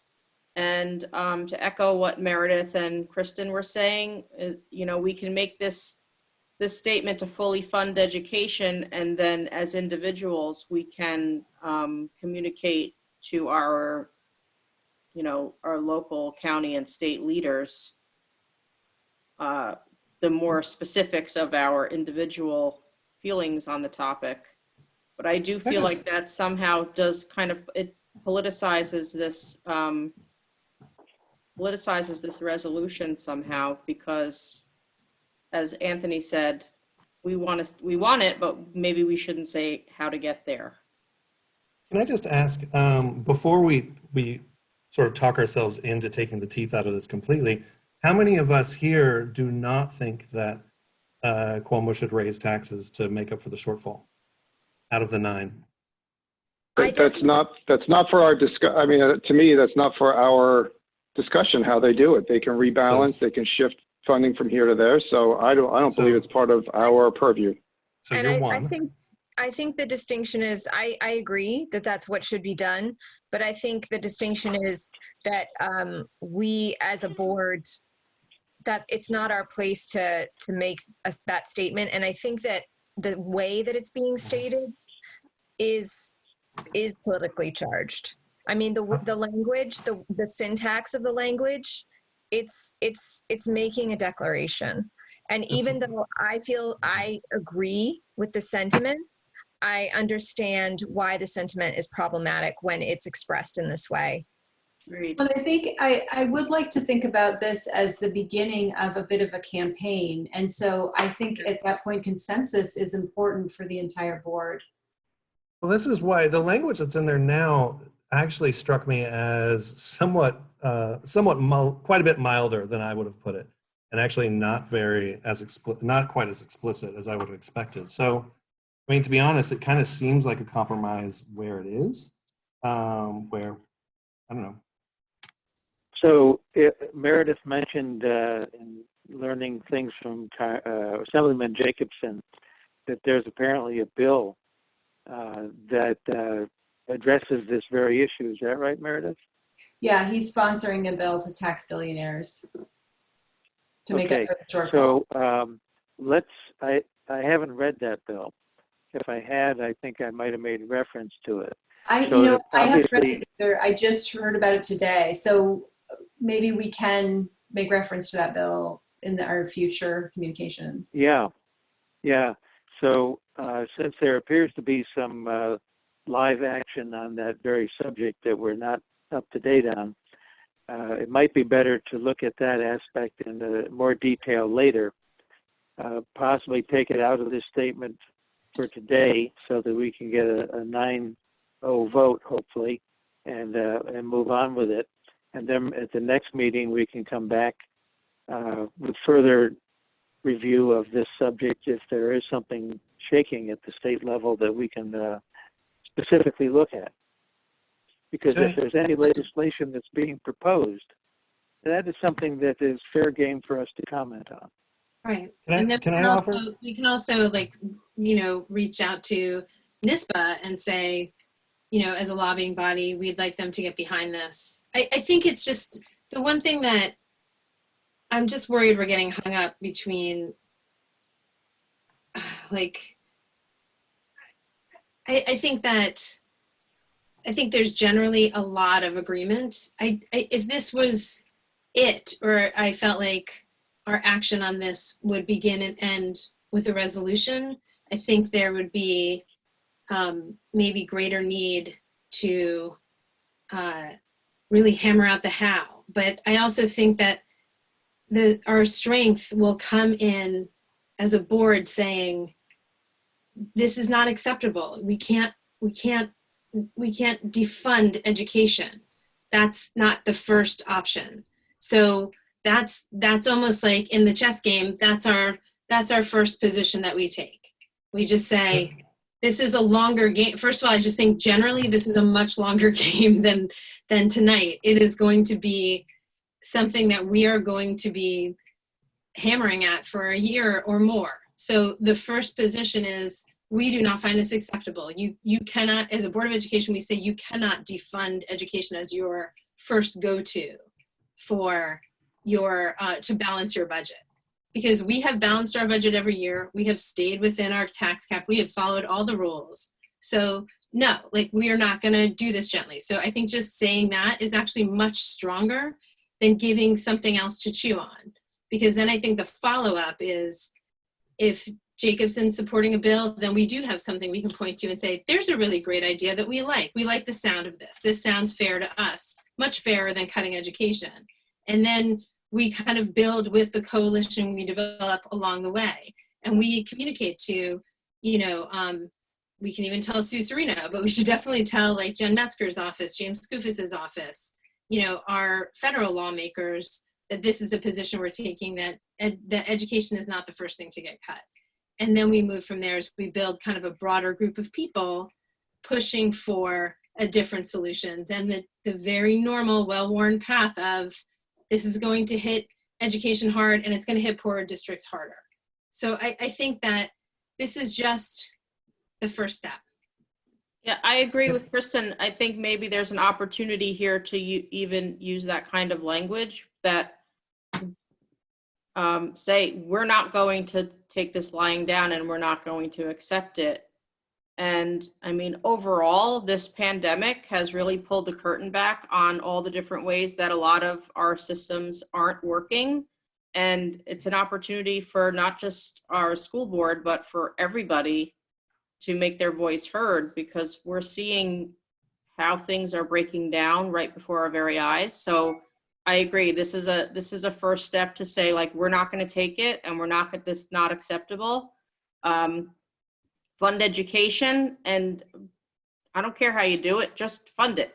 And then we can take whatever steps. Well, of course we care how they do it, but we don't need to say the quiet part out loud right away. Can I How they do it. Right. Can I offer what a slight change in the language that I could sign on that I see as kind of a compromise that would work for me? Is if we took out the phrase such as a surcharge for those who can afford it, but let remain the but urge state officials to be ready to institute forms of extra revenue rather than a deficit for school children. I'm fine with that. I'm okay with that.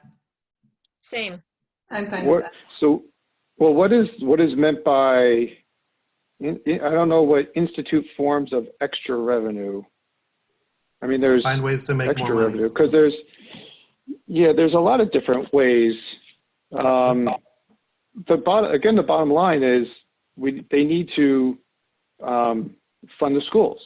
It doesn't have to be extra revenue. It could be reallocation of funds from one area to another. Well, what I see is we need them to fund the schools. Yeah, but if I feel like if we have even a hint towards the kind of language we're talking about from Jonathan Jacobson's office, we're actually setting him up in a way that I think actually could be sort of a unified front. You're right, we don't have to be taking the lead, but we can be there kind of ready to support those kind of bills as they come through. Well, I mean, I also want to say, and maybe I don't want to muddy the waters on this, but I feel like there's a massive bureaucracy at the state level, like a massive draining bureaucracy that is not coming down to school kids in an efficient way or districts. And so I'm not even, I'm sort of like, I do feel like the simple, most straightforward thing is, yes, like tax billionaires, of course, but I also, having witnessed like all the different ways that we get bled dry, I really wanted to go deeper than this. Like, and that's what I mean. I think it's a little bit more complicated. Like, you know, just as an example with facilities, when we had to spend $20,000 to get our plans actually reviewed so we could meet our obligations, because we were required to get our plans approved by the state, but then there's no promise from the state to review them in a timely way in order to meet the construction bids that you've already put out. Like, there's so many layers of bureaucracy and inefficiency that we're just assailed with. And then we also get our tax cap, and then we also get, you know, all of these, and then we get a lot of unfunded mandates. I think it's more complicated. I think that I mean, for me at least, I think it's important that we say that we want education funded. And I do think personally that people who have $1 billion should be funding the systems that have helped them thrive in a stable state. But I also think that there's a lot of things with how we function that we do need to push to reimagine. So I don't know, like I feel like it almost lets some things off the hook by being so black and white about it right now. Like I think we should say fully fund the schools. And honestly, if that means, you know, looking at cutting a lot of bureaucracy too as a part of it, I think that would be also a win. Yeah, Right, I so- don't even like using the words extra revenue. It shouldn't have to be extra money. It should be standard Just revenue. revenue that goes to the schools every year. Yeah. Yeah. Every year, this is like, we do this stupid dance every year of like, what are we going to get? And if we're going to get it, and then we feel lucky if we get it. And it's just like, I mean, the simple thing there was a thing put up by Michael Hines that was like, fully fund the schools, especially, you know, to the equally sending money to districts that need it, you know, more. One thing that's been like ripped open here is that who's been hit harder by this pandemic than poor communities of color. And so then who will suffer with a 20% cost, you know, budget cut of state aid more than children in poor communities of color.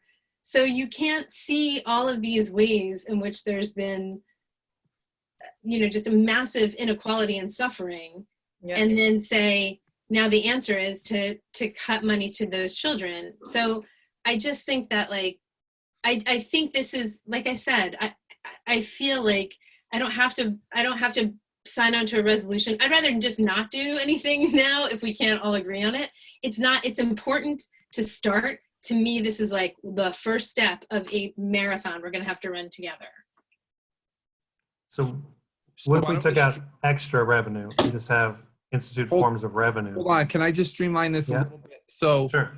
all those in favor of statement one, we urge the federal government about the federal government. Can we vote on them separately so we could get that tidied out? All those in favor of statement one, we urge the federal government. Thumbs up. Yes. Yes. Yes. All right, so one is a go. We got a 9-0 for one. Kelly, you got that? All right, for three. Hold on. I voted no. Oh, I thought. I haven't said anything yet, and I'm the first one doesn't say who it's going to. Well, that was the other part of it, Anthony, is once we approve them, then we'll say who will be sending it to. Isn't that supposed to be part of the motion? No, I'm just trying to figure out which ones we all support, and so we don't have to discuss that, and then we could streamline the discussion to the one part that is. And so if we want to just send 2 out of the 3, we could send 2 out of the 3, or we could go forth and, you know, vote, and if it's a majority, it's a majority. If it's the majority wins. I'm fine with any way. It doesn't really matter to me. I'm just trying to conversation because it's almost 10 o'clock and we still have the consent agenda to go through as well. My point is that who we send it to will also generate conversation. Well, the federal government, I think that would be our federal representatives, correct? Yeah, federal representatives, the people that represent our area. We have a couple of senators and one member of Congress that covers our district. Okay, I'll accept that. All right. For number 3. Hold up, I'm trying to pull it up. We urge state officials to promptly establish alternative procedures for school board elections to ensure continuity of the board and to ensure budget can be adopted before the start of the fiscal school year. Everybody okay with that? Who's it going to? Yep. That would be going to our local representatives and our representatives in the state that come up No, I don't think that's how it's written. or the state ed or Cuomo. Cuomo has to come up with it, right? And our legislators could put pressure on him, correct? I didn't think that's how it's written. Go ahead, Craig. I'm Well, sorry. there's nothing in here that says who it's sent to, if that's what you're looking for. But obviously, it will be sent to our state representatives and Governor Cuomo. I thought it was going to the commissioner. It could, that's not a bad idea, to send it to the commissioner as well. I like that. But she doesn't make that You decision. send it to every applicable No, person. I mean, You know, we can send it, and we're talking about also separate from this immediate discussion, trying to broaden who we send it to, but maybe that's going to have to be for another night because it's getting very late. So we're down to everybody's fine with 3. Anthony, did you have anybody else you wanted to send it to that Craig didn't mention? Yeah, I just, like I said, I thought it was going to the commissioner because I thought they're the state that runs us, part of the state that runs us. But yeah. Well, I mean, I don't think we should limit it. That's fine. Hey, send it. That's fine. All right, so everybody, we have a 9-0 for 1 and 3. Am I correct on that? yes. Yeah. Okay, so now it's streamlined to number 2. So I guess the conversation is, do we include the extra revenue or about the revenue, or do we just say what we're asking for? I just sent an email reply with just an edited text.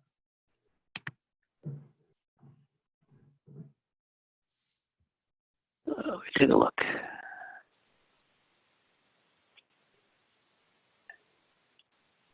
I think, what if it said, but urge state officials to be ready to institute forms of revenue rather than leave a deficit for school children or something like that. The language seems a little bit awkward.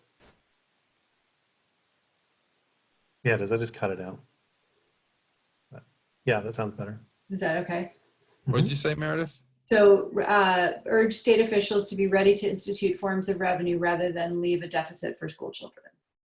Yeah, that's great. Yeah, rather than I still think leave it deficit. focusing on telling them they have to get more revenue. I don't care how they do it, but we need to make sure that they fully fund the schools. So I still think that should come out. Well, Mike, I think it says the same thing you want, though. I think, I mean, if they're going to fully fund the school. Is it because you're thinking revenue always means taxes, and that is sort of your line in the sand? Because maybe then we just say find sources of funding, so we don't have to specify, but we say that they find sources of funding to fully fund the school. So then, no, like that. I feel like maybe it's just a sort of principle of that you don't want to sign on to something that strictly talks about raising taxes. Is that do you hear revenue and you think taxes exclusively? Well, no, not just taxes, but I'm not sure exactly what be ready to institute forms of revenue really means. I mean, what is that? I'd be okay with us just saying raise taxes. We don't need to explain what it means. That's not the point of advocacy. Advocacy is about the general concept and direction. We're not writing legislation here. I think you're being too much in detail for the level of what it is we need to do. So we should focus on the fact that what we want is for the state to fully fund the education for school children. And include a minimum of 2% increase each year. Right, that's in the first part. Heck yeah. You okay with the first sentence? The first sentence is good with me. Mm-hmm. Okay. I mean, I'm okay with us not being unanimous on this. And if we just want to, it doesn't have to be 9-0 for me. But I won't support it if it doesn't have some mention of raising revenue. Okay. Well, raising revenue is not the only answer to these things, and it's not for us to tell them how to do it. It's not what our job is. I hear you, Mike. That's how I feel. I'm not going to change my mind. Mike, let me ask you something. So, if they don't raise revenue, but they tell us, I guess they pass a law, let's say hypothetically, to say, well, here's your budget. You need to decrease your staff by 50% or whatever. You need to increase your class size, or, you know, I mean, that's also how you can fully fund a school, is by reducing the debt, is reducing those other factors that fund the school. So, I mean, I really don't know what other way you can explain that without telling them to tell us, well, okay, you really want to fully fund the school, then reduce what you have. Well, I think that what our administration does is put a budget plan together, which says, here's what we need for the programs and the strategic plan we have in order to, you know, meet the requirements and the regulations, and also have students, you know, achieve. So that's what we need. And then we're asking the state to do their part and fund that. That's what and in this, we want to make sure that there's adequate funding in order to do that. We're I asking, mean, that's what we're asking for. we're asking them to make education a priority. All right. And So aren't we writing this because they're not doing that? I mean, we're writing this because we're bothered by the way that they're doing it, and they're not doing it. this came up because of what they were saying was that they were giving a flat budget, and they were saying that that wasn't a decrease, whereas a flat budget is a decrease because our budget increases by 2% each year. So when the of the conversation at the PRL meeting or PRAL meeting was that even when they give a flat budget, they're really giving us they're cutting a school budget because our budget increases by a minimum of 2% each year. So the conversation started saying we really need to advocate for a minimum of a 2% increase each year. And okay. And so that was discussed at the PRAL meeting. And then it was, okay, do we want to tell them how to do it or not? And basically, I was fine with it bringing forward to the board of having that piece in that I didn't want, because I wanted to see what the whole board thought and not just what my opinion was in the small committee meeting. So Craig included it in the language. So basically, for management of time, right now it's as originally written in Craig's email. That's what we approved to put on the budget, on to vote for number 2. So someone could make a motion to amend. I heard Meredith amend something that James proposed, and then we could see how that goes, or we could vote on as is. I'd move to. I think I just want to say, can I say one thing? Sorry, James. Yeah, sure. I just want to say that, you know, what Anthony said is true. And so at that time, I pushed for it again because, yes, those are my values, and I wanted to see what the whole board said about it. In the end, we are seeking consensus. And it's fine if we don't have a unanimous vote. But at the same time, if we can, I think it's important, given that this is the beginning of what is going to be a slog, you know, and I think there is so much that we agree on this board, and I think we're really lucky that way. And honestly, it does not matter to me how this goes. I think, you know, it will pass one way or the other, but I think that it is important to look at our board and see where we agree, because that is where we are strongest. And as we move this message forward, which I really think we need to do, we need to rely on that as much as possible. Yeah, I agree. I was going to make a motion to, what would it be, to vote on or discuss Meredith's edit of amendment of the email I sent. So you're making a motion to amend passage 2 of the new item Yes. on the agenda. According to the language that Meredith said. And I forgot what you said. You said it so well, Meredith. I just said, urge state officials to be ready to institute forms of revenue rather than leave a deficit for school children, or create a deficit for school. I don't. I still don't love the language, but it needs a verb in there, doesn't it? Yeah. Impose. I like impose. I like impose too. Or reallocate. That's weak. Sorry, no Impose offense. deficit on school children. Because advocacy is about strategy and negotiation. It's not, I mean, I always think this is funny because I always feel like it's almost like the difference I think we come up against often is like the detailed mindset versus the broader, theoretical mindset. And so I feel like the engineers are always very precise, but advocacy is a negotiation. It's a strategy. You're saying where you want things to go so that you can begin that discussion and frame it. I mean, whatever gets us to that point. I think this is a piece. This resolution is it's not unimportant, but it is one piece of a much larger puzzle. And I think another big thing that we should consider next time, including, is about gathering local input from superintendents, from business officials, from really looking at getting them a seat at the table so they could talk about what will make their job easier and create more efficiency for them and have a voice, because I feel like so much of this stuff comes top down and we need to push for our people to have a place to say things, because so much of Albany, their way they work doesn't work that way and it's not working for us. And so in this time of pause and then reimagine, we need to really push for that too. So I think it's a multifaceted approach. Whatever gets us across the finish line with this first step, I'm fine with. I don't think that there's a ton of room for, I think we're letting the perfect get in the way of the good. So I'd rather get on with the good and get much farther with it in a variety of ways. Right. So the amendment, James made a amendment to the motion for paragraph. I can read the language now. I just sent it, resent it. But ends, but urge state officials to be ready to institute forms of revenue rather than imposing a deficit on school children. Is that right? I think the word is impose. Active Rather voice. than impose a deficit on school district. Sorry, do it one more time.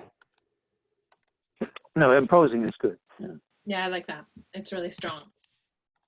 James, and it gets to the can you heart of the share your problem, screen? which is the top-down approach. Wait, did you say, can I share screen? Maybe that's easier. I've got the email up.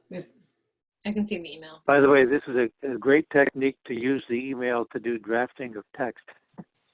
Good idea. All right, so, but urge state officials to be ready to institute forms of revenue rather than impose a deficit on school children or for school children? On. On. That's who's going to suffer. So I still think the second sentence needs to come out at this point. But yeah, the how, I agree with the 2%, increase, but the how, Well,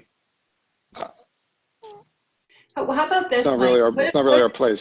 What if we just say, but urge state officials not to cut revenue in order to, not put a deficit on children? Well, yeah, it's not the state that's cutting revenue. It's the effect of this whole COVID pause and then the fact we don't have any killing coming from the feds.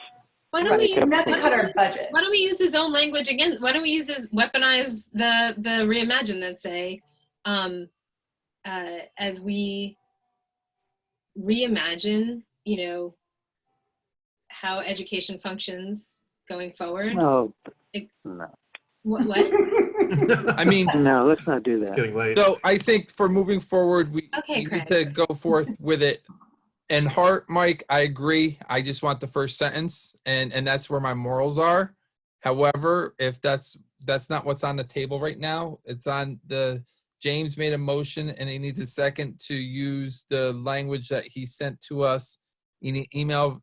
And I think I'm reading the right one, James. It says, we recognize the fiscal stress on the state finances caused by COVID-19 restrictions, but urge state officials to be ready to institute forms of revenue rather than impose a deficit for school children. On school children, but yeah. On school children. So that's his amendment. He needs a second for that amendment. I'll second it. Meredith seconded it. All those in favor of? We have discussion, right? So I still think that it's not for us to tell them how. So. Yeah, got it. Yeah. Okay. All right. All those in favor of the amendment? Aye. Yeah, aye. All those opposed? Opposed. Okay, so the amendment is in play. It's 8-1. Now we're voting on, I'd like to make an amendment to it. The amendment would be removing the second sentence. so now, okay, this is the last amendment that could happen. So Mike is making an amendment to the amended motion.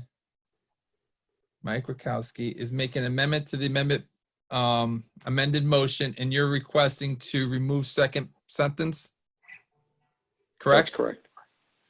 Second sentence. Is there a second?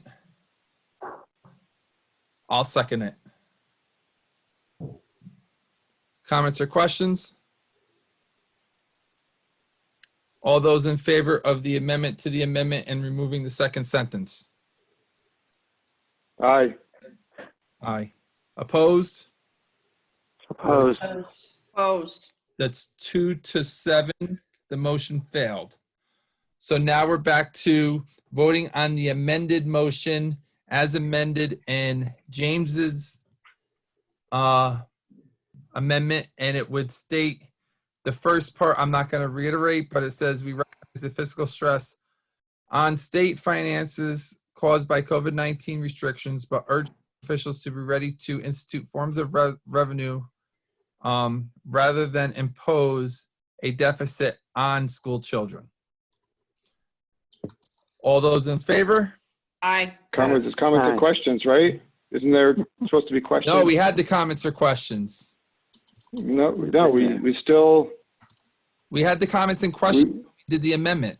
You made the amendment, it failed, and now we're back to the voting There on. still should be.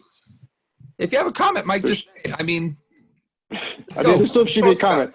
I still believe that the second sentence has political, is political, and we are a non-political body, and we have to make sure that we stick to that because that is our charge. We don't have we're not allowed to do that. We're not allowed to take political positions. We can do it individually, but not as a Board of Education. And this statement, I think has a lot of political parts to it. So I don't believe it belongs in this coming from the board. That's my statement. I hate to do this, but I guess Mike and I are neither lawyers. Do we need NISBA to review or a legal counsel to review? No, it's a local decision whether we approve the motion or not. I just have a question, Mike. Where, like, how do you feel that it's politicized? Because we all agree that in order to fund the schools, it requires revenue. I agree with you that to say that, you know, in imposing a surcharge on those who can afford it, that I did feel that was political because it's, you know, it informs a belief system and how the revenue should be raised. But I feel like taking that out kind of took out the politicalness of this. Well, my view is it focuses on instituting forms of revenue, which is about raising revenue, when that is not the only mechanism that's for our lawmakers to decide, and they have many tools in their disposal about how to identify or reallocate or shift funding and focus it on schools. And it's not about, you know, identifying new forms of revenue. So that's my position. Maybe it should say, but urge state officials to fund our, you know, fund What our. about if it had the word reallocate in there? By urge state officials to But I think that achieves the revenue same. or reallocate. Are we really that committed are we that committed to a unanimous vote on this? I'm so No, I'm fine with it. I feel like I think that the perception of revenue as taxes and taxes being bad or taxes being political, taxes aren't political. That's how we raise funds. I agree. The last statement might have gone to a bridge too far, but this sort of like, I think we've seen what an allergy to any form of revenue raising, and that makes you, flat-footed and unable to respond in an emergency. And so Yeah. I just think that it's a perception that it's political, and you're definitely, I agreed with you about how far it went in terms of identifying, even though I agree with the sentiment of it, that was a personal agreement. So I was happy to like remove it, and we're happy to be vocal as an individual. But I think this is a highly individualized perception that revenue equals only taxes, and that taxes are political. Taxes in and of themselves are a neutral thing. So I don't think of it as like, right. I think it's very political to think of them as always bad. That actually is political. But I just am sort of running out of road in terms of this, because for the 5 minutes that anybody who reads this, any recipient reads this, what's going to require is the follow-up action, what we do after this, and how relentless we are in delivering the message that we don't like the idea of not funding schools. That's what's going to matter. This is important, but it's not the hill we all want to die on, I don't think. Yeah, I agree. I think this statement is effective the way it is. We can't stay here all night re-arguing the same point over and over. Why don't we just vote? I'm trying, Craig. All those. Yes. I don't see thumbs. You broke up for a second. Say it again. All those in favor? Aye. Yes. Opposed? Opposed. All right, 8-1. As amended. Thank you. Thank you, everybody. Thank you. Thank Craig. you. All right, hold up. All right, we're on the consent agenda. Seeing the light. The use of the consent agenda permits the Board of Education to make more effective use of its time by adopting a single motion to cover those relatively routine matters which are included. Any member of the board who wishes to discuss individually a particular piece of business on the consent agenda may so indicate, and that item will be considered and voted on separately, thus preserving the right of all board members to be heard on any issues. Is there anything on the consent agenda a board member would like pulled? Hearing none, I need a motion to approve 9.01 through 9.07. So moved. I'm sorry, it's now 10.01 through 10.07. And who said so moved? Alyssa? I did, yes. Second. Meredith? Comments or questions? All those in favor? Aye. Aye. Aye. Opposed? Motion carried 9-0. All right, I need a Motion to adjourn.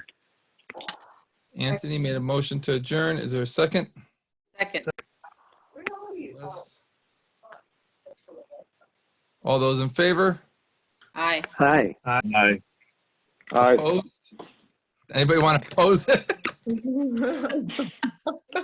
All those in favor? 9-0 at 10:15.